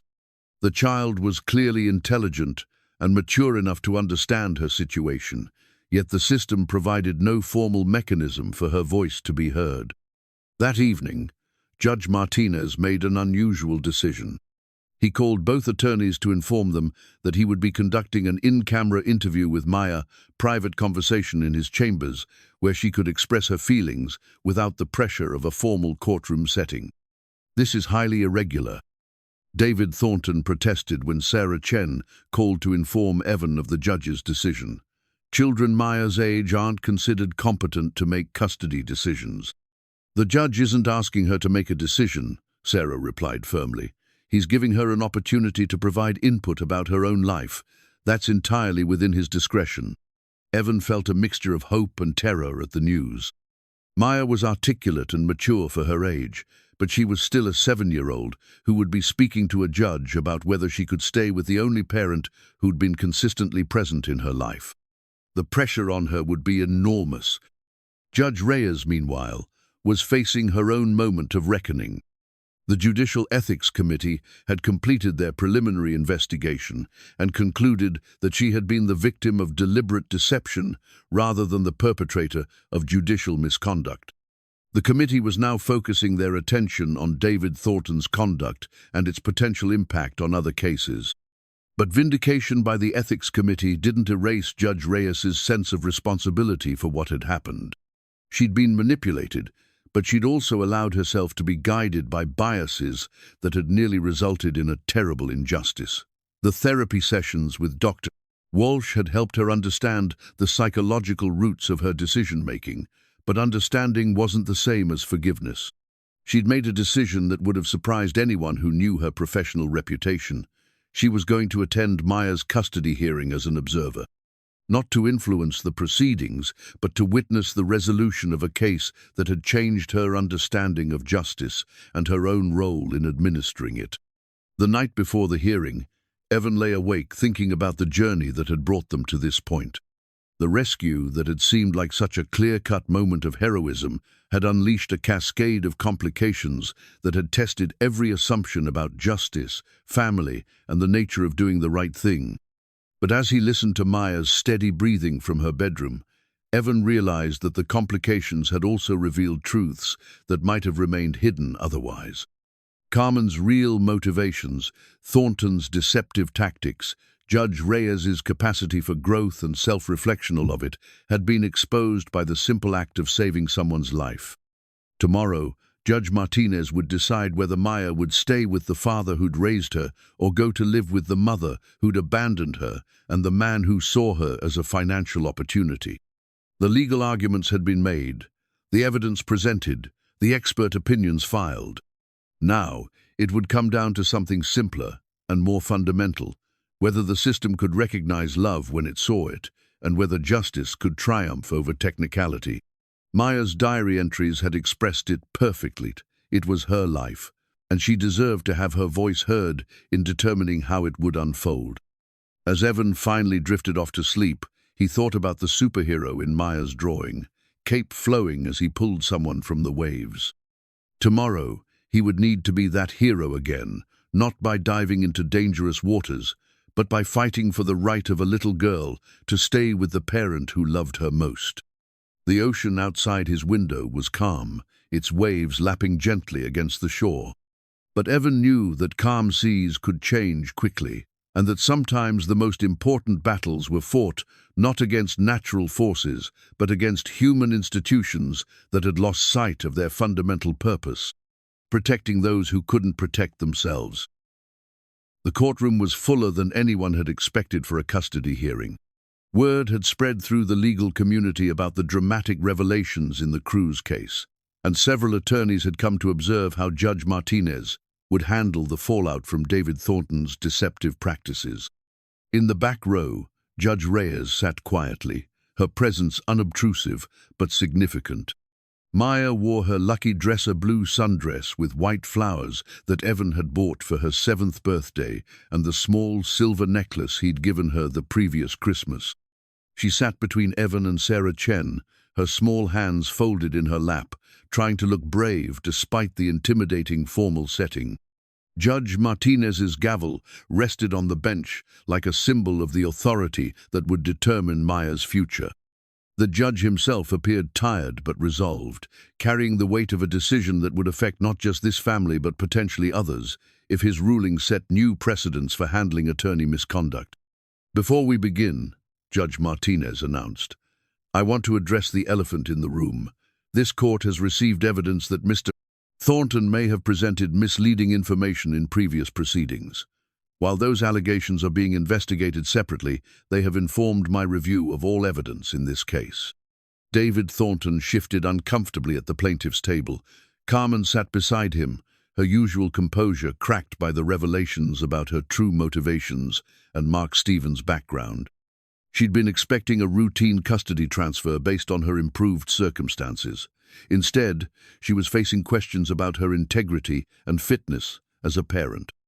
"Your Honor," Thornton began, rising to address the court, "my client acknowledges past mistakes but has worked hard to rebuild her life.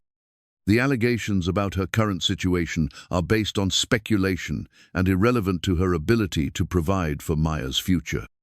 Judge Martinez consulted his notes.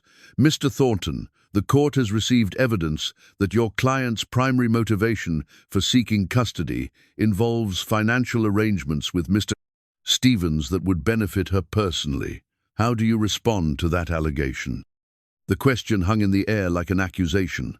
Carmen had clearly not expected her text messages with Mark Stevens to become public knowledge, and her expression revealed both shock and growing panic.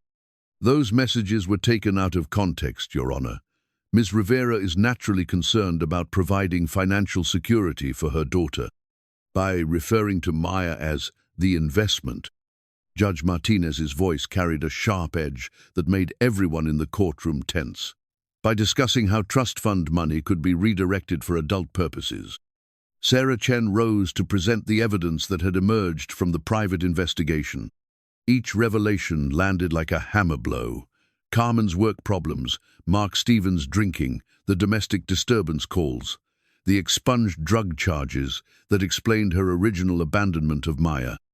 Your Honor, Sarah concluded, this case isn't about choosing between two adequate parents. It's about protecting a child from being used as a pawn in her mother's financial schemes. When Sarah finished, Judge Martinez turned his attention to the character witnesses who had come to support Evan. Mrs. Patterson spoke movingly about Maya's academic achievements and emotional stability. Dr. Rodriguez testified about Evan's exemplary handling of medical emergencies and routine care. Tom Bradley described Evan's reputation among his colleagues and his dedication to public service. But it was Maria Santos, the owner of the taco stand, whose testimony provided the most compelling picture of Evan as a father. She described watching him patiently help Maya with homework at their outdoor tables, teaching her Spanish words and encouraging her curiosity about the world around them. Every Tuesday and Friday for 3 years, Maria testified, they come to my stand for dinner. Evan always makes sure Maya tries new foods, always listens to her stories about school, always treats her like her opinions matter. That little girl lights up when she sees her papa, and he lights up when he sees her. That's love, Your Honor. Real love. The testimony continued for 2 hours, building a comprehensive picture of Maya's life, with Evan versus the uncertainty and potential harm of living with Carmen and Mark Stevens. By the time the evidence phase concluded, it was clear that the private investigator's revelations had fundamentally shifted the case. Judge Martinez called a brief recess before the most anticipated part of the hearing, his in-camera interview with Maya. The courtroom emptied except for the court reporter and security personnel, leaving Maya alone with the judge who would decide her future. Maya, Judge Martinez said gently, his formal demeanor softening as he addressed the 7-year-old. Do you understand why you're here today? Maya nodded solemnly. You're deciding if I get to stay with Daddy or if I have to go live with Mommy and Mark. That's right, and I want you to know that whatever you tell me will stay between us unless you give me permission to share it. Do you understand? Yes, sir. Maya's voice was small but steady. Can you tell me about your life with your father? Maya's face brightened immediately. Daddy takes care of me when I'm sick, and he helps me with my homework, and he teaches me about the ocean and how to be safe. He makes me breakfast every morning and reads me stories at night. When I was scared about starting first grade, he walked me to school every day until I felt brave enough to go by myself. Judge Martinez made notes as Maya spoke, struck by her maturity and the genuine affection in her voice when she talked about Evan. What about your mother and Mr. Stevens? How do you feel when you visit them? Maya's expression grew troubled. Mommy acts different now. She talks to me like I'm a baby, but then she gets frustrated when I don't understand things. And Mark? Maya hesitated, looking uncertain about whether she should continue. It's okay, Maya, you can tell me anything. Mark gets loud sometimes, and he smells funny. Not like cologne, but like medicine that tastes bad. He told Mommy I was quite an investment, and I didn't know what that meant, but it made me feel funny inside. The innocence with which Maya reported the conversation that had been so damaging in the adult proceedings was heartbreaking. She'd heard herself referred to as an investment without understanding the implications, but her instincts had told her something was wrong. Maya, if you could choose where to live, what would you choose? The question that the legal system rarely allowed children her age to answer hung between them. Maya took a deep breath, gathering her courage to speak a truth that adults had been debating for months. I want to stay with Daddy, she said firmly. He's been taking care of me my whole life, and he's good at it. I know we don't have a lot of money, but we have enough. And I know our apartment is small, but it feels like home because Daddy makes it safe and happy. Judge Martinez felt the weight of responsibility settling on his shoulders. This articulate, mature child had just expressed a preference that aligned with the evidence but challenged legal precedents about children's capacity for such decisions. Is there anything else you want me to know, Maya? Maya was quiet for a moment, then reached into her small purse and pulled out a folded piece of paper. I wrote you a letter, in case I got too scared to say everything I wanted to say. Judge Martinez unfolded the paper and read Maya's careful cursive. "Dear Judge Martinez, I know grown-ups think kids don't know what's best for them. But I know what makes me happy and what makes me scared. Daddy makes me happy. He taught me that helping people is the most important thing you can do, and that's why he saved Judge Reyes even though he didn't know who she was. That's the kind of person I want to be when I grow up. Please let me stay with the daddy who teaches me how to be good. Love, Maya Cruz." The letter was both a child's plea and a wisdom that transcended her years. Judge Martinez carefully folded it and placed it in the case file, knowing that Maya's words would carry significant weight in his final decision. When they returned to the courtroom, Judge Martinez's expression revealed nothing about his conversation with Maya. He called both attorneys to the bench for a brief conference, then returned to his seat behind the imposing wooden desk where so many family futures had been decided. The gavel in his hand represented more than judicial authority. It represented the power to honor a child's voice in determining her own future, to recognize that sometimes love mattered more than logic, and that justice required not just following the law but understanding its purpose. The signed custody order bore Judge Martinez's careful signature and the official seal of the family court, transforming Maya's future from uncertainty into legal certainty. But before he would deliver his decision, Judge Martinez wanted to address the broader implications of what had been revealed during the proceedings. "In my 23 years on this bench," Judge Martinez began, his voice carrying the weight of accumulated wisdom, "I have never encountered a case where an attorney's deception was so systematic and so damaging to the interests of the child involved. Mr. Thornton, your conduct has not only harmed this family, but undermined the integrity of these proceedings." David Thornton stood as if to object, but Judge Martinez's stern expression silenced him before he could speak. "The evidence presented demonstrates that you knowingly withheld crucial information, misrepresented facts, and coached your client to conceal circumstances that were directly relevant to this custody determination. This court is referring your conduct to the state bar for investigation and potential disciplinary action." Carmen Rivera visibly paled at the judge's words. She'd expected legal victory, not public condemnation of her motives and methods. Mark Stevens, who had attended the hearing to show support for Carmen's petition, looked like he wanted to be anywhere else in the world. "Furthermore," Judge Martinez continued, "this court finds that Ms. Rivera's petition for custody was motivated primarily by financial considerations rather than genuine concern for Maya's welfare. The text messages between Ms. Rivera and Mr. Stevens, referring to Maya as the investment and discussing how trust fund money could be redirected, demonstrate a fundamental misunderstanding of parental responsibility."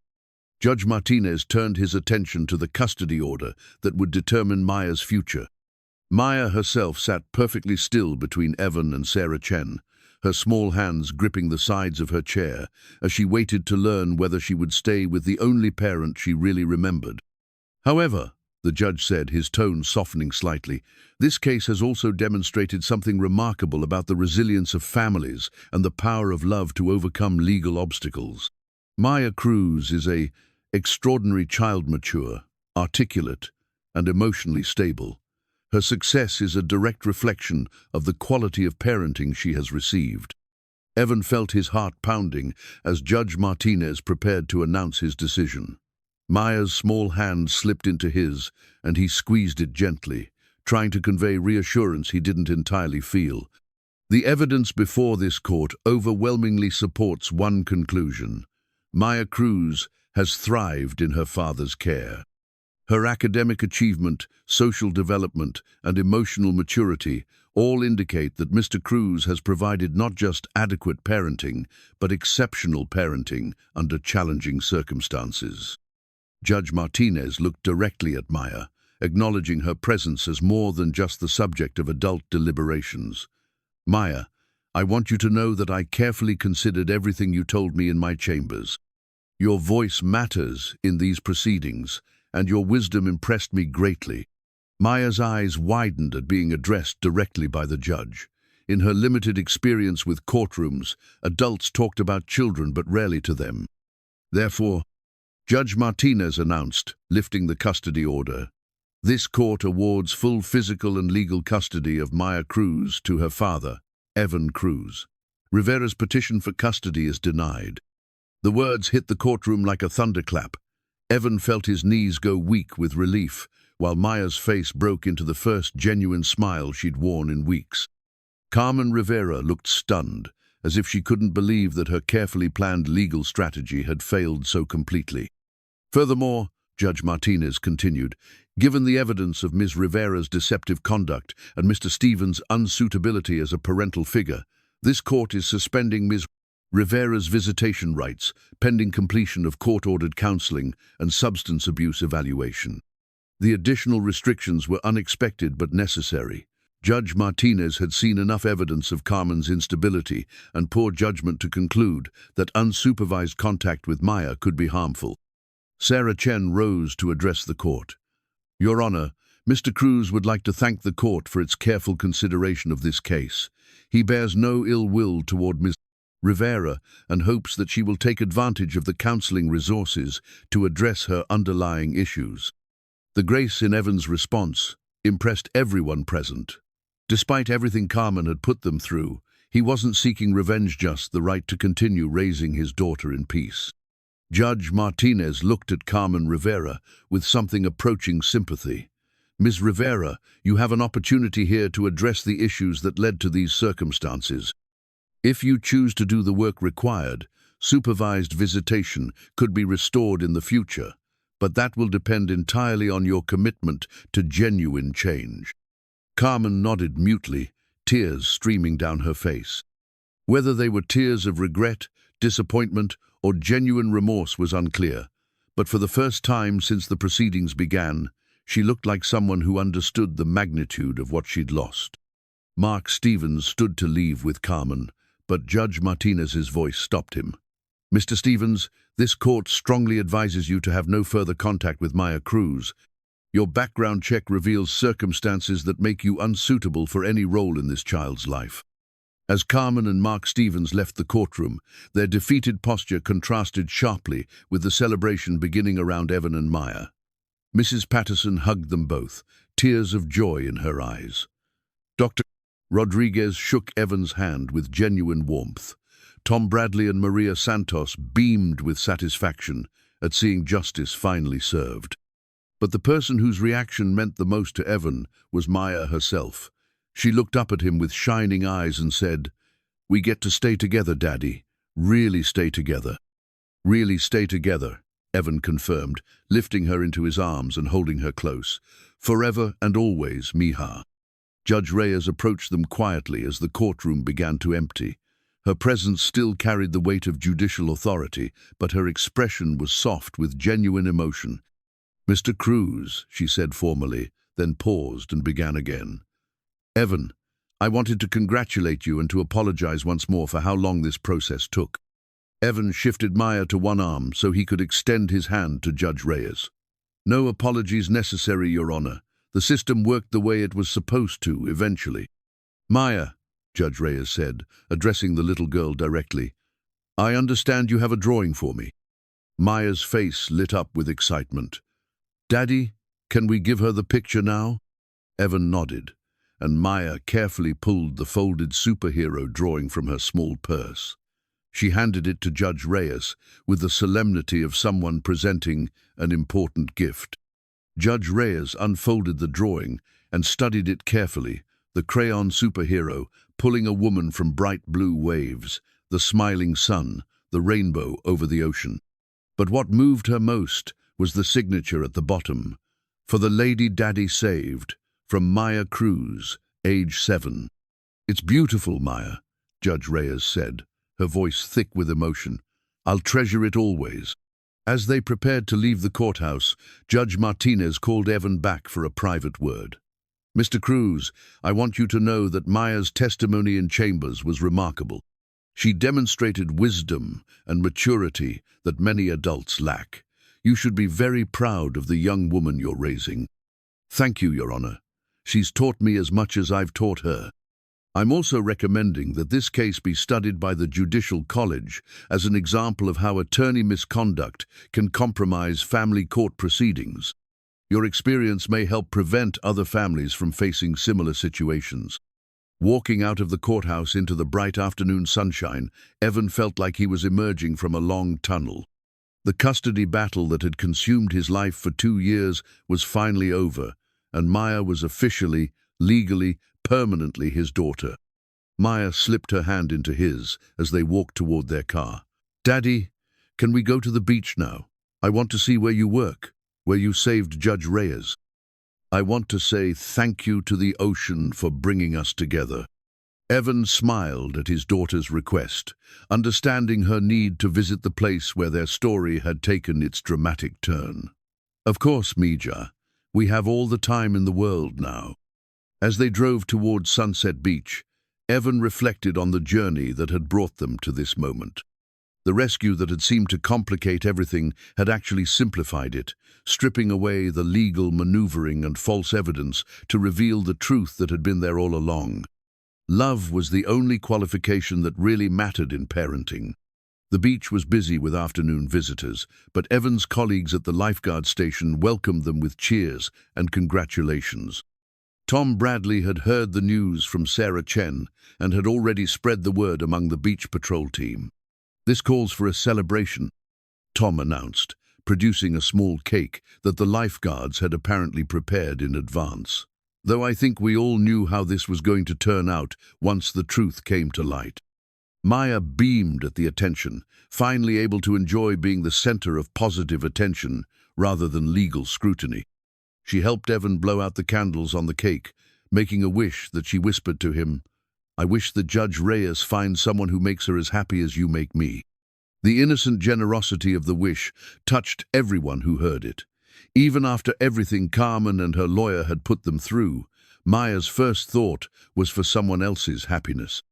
As the sun began to set over the Pacific, painting the sky in brilliant oranges and purples, Judge Reyes appeared at the edge of the beach. She'd changed from her formal court attire into jeans and a simple sweater, looking more relaxed than Evan had ever seen her. "I hope you don't mind," she said, approaching their small celebration. "I wanted to see the place where it all began." Maya immediately ran to Judge Reyes, taking her hand and leading her toward the water's edge.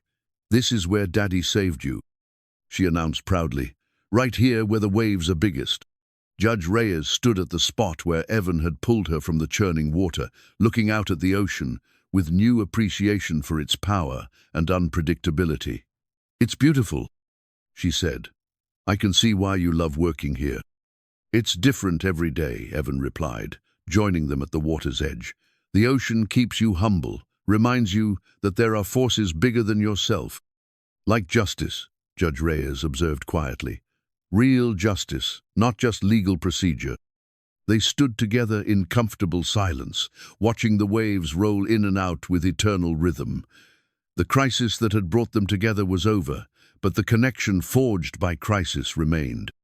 "Judge Reyes," Maya said suddenly, tugging on her sweater, "Daddy says you don't have a family. Would you like to have dinner with us sometimes? We eat tacos at Maria's stand, and she makes the best guacamole in the world."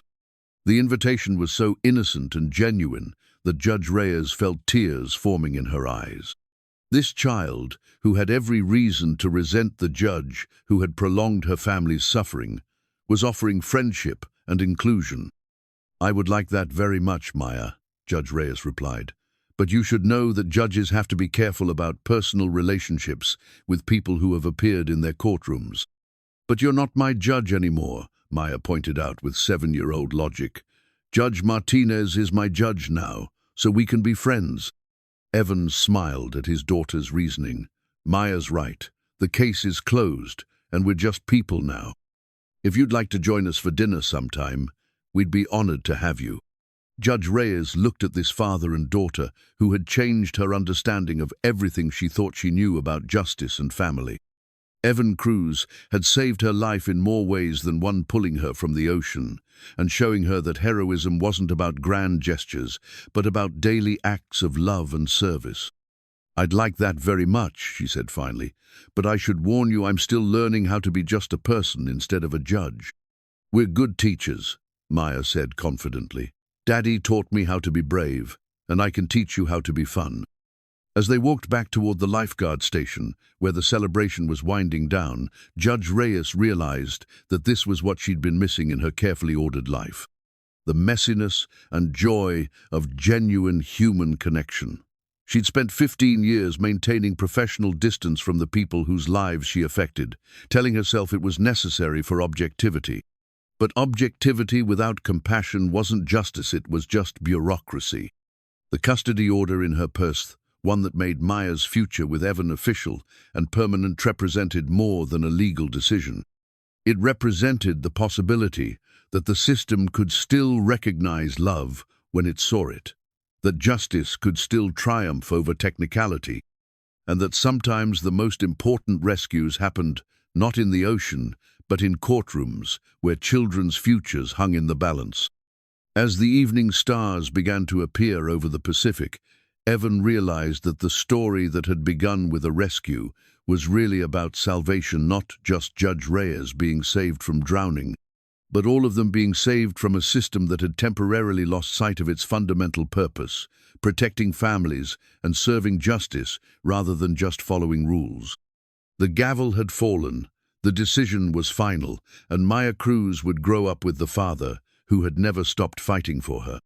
But more than that, she would grow up knowing that love could overcome any obstacle, that heroes came in all forms, and that sometimes the most important victories were won not with grand gestures, but with quiet persistence and unwavering devotion.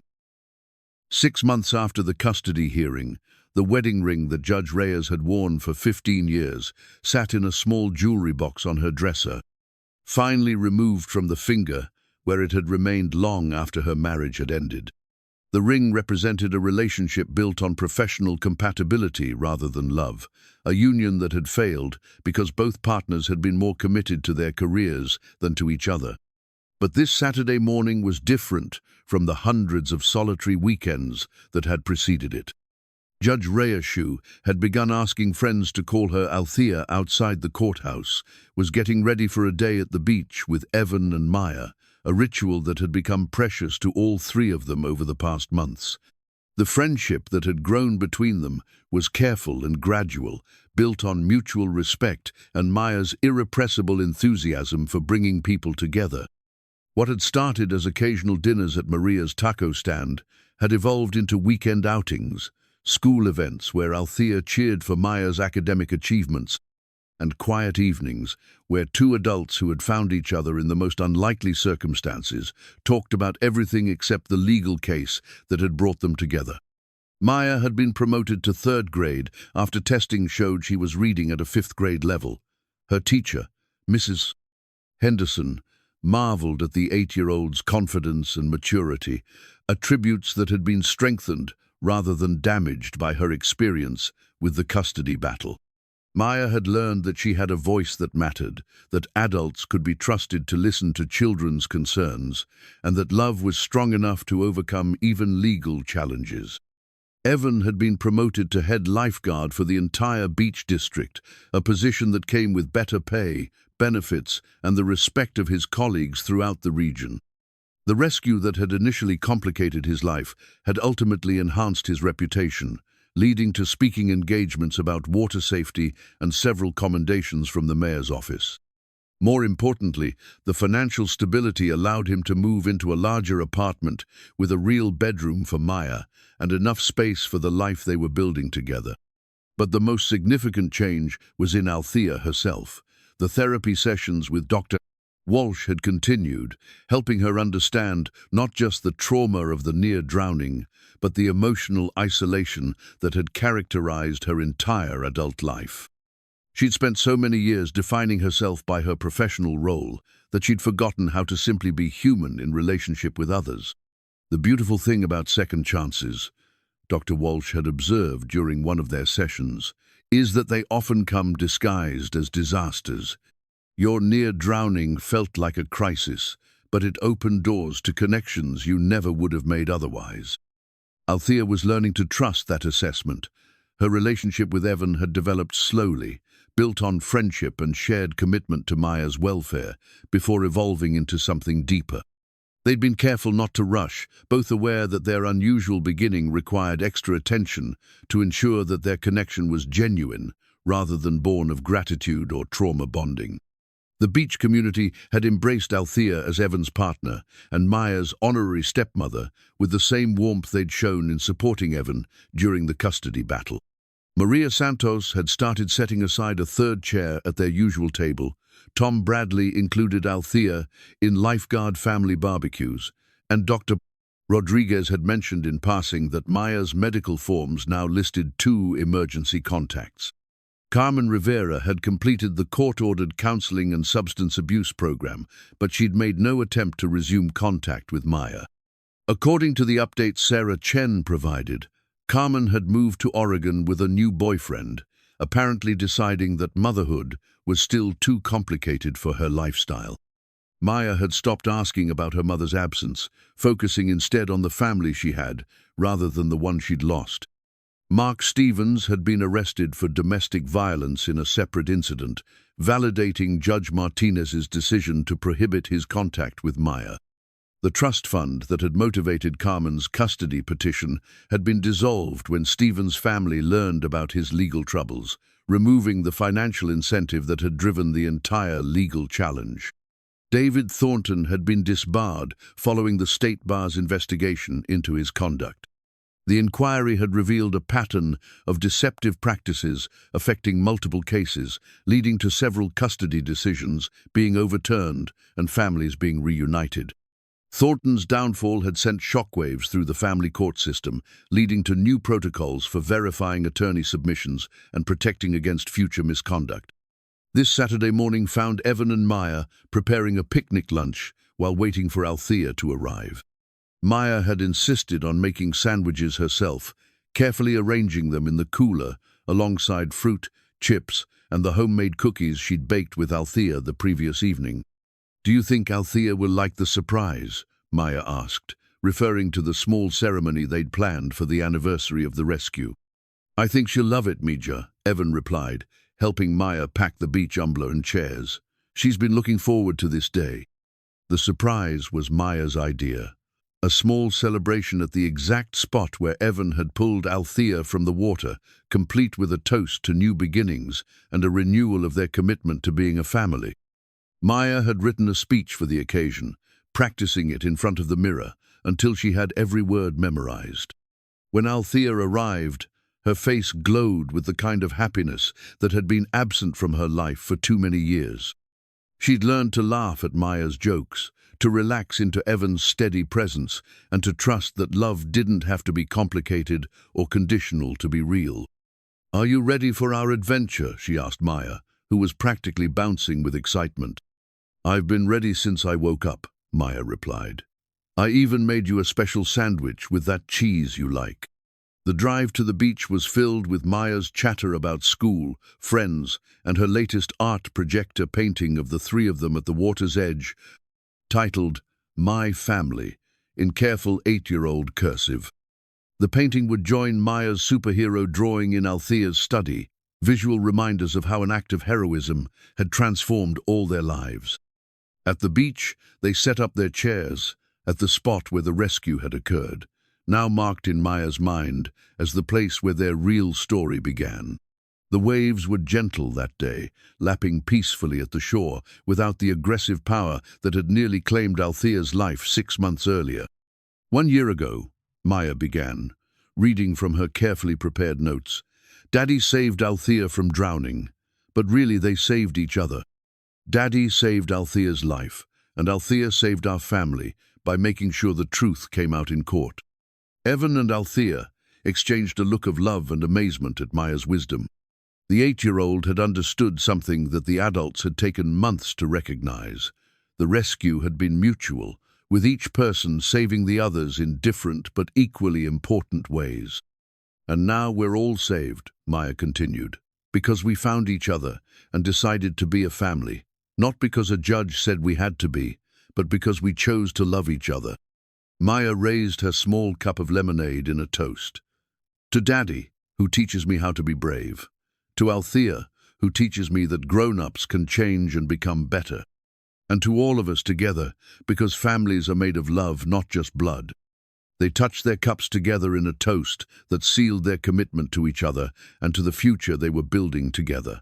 Evan had found not just legal victory, but personal happiness. Althea had discovered that life outside the courtroom could be richer and more meaningful than professional success. Maya had gained not just security, but an expanded understanding of what family could look like.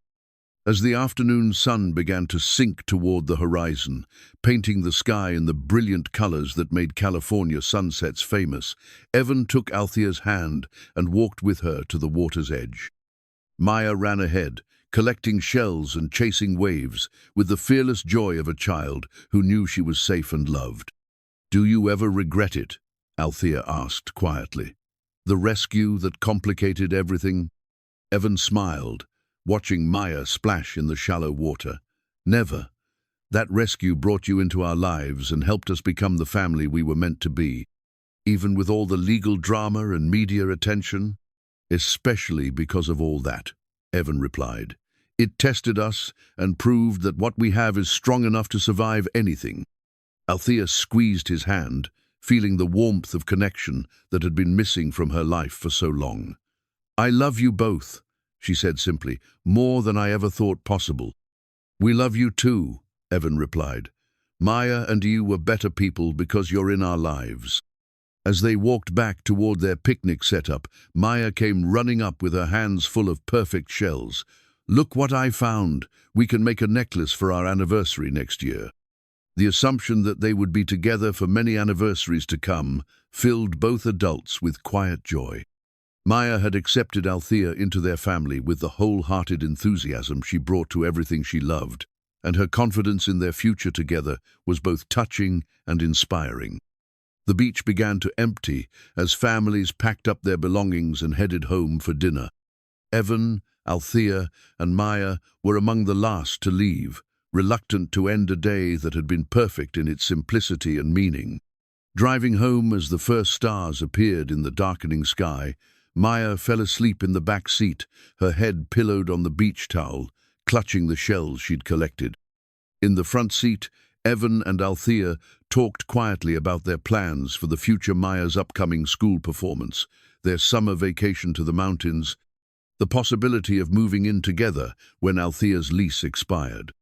They were ordinary conversations about ordinary lives, but they felt extraordinary to two people who had found love in the most unlikely circumstances.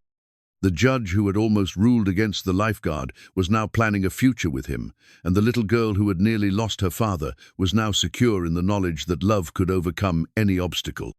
The rescue that had brought them together was complete now, not just the physical act of pulling someone from dangerous waters, but the emotional and spiritual rescue of three people who had found in each other exactly what they needed to become their best selves. Justice had been served, love had triumphed, and a family had been born from the chaos of crisis and the grace of second chances. As they pulled into the driveway of the life they were building together, Evan realized that the ocean had taught him its most important lesson. Sometimes, the most powerful currents are the ones that bring people together rather than pull them apart. And the most important rescues are the ones that save not just lives, but hearts.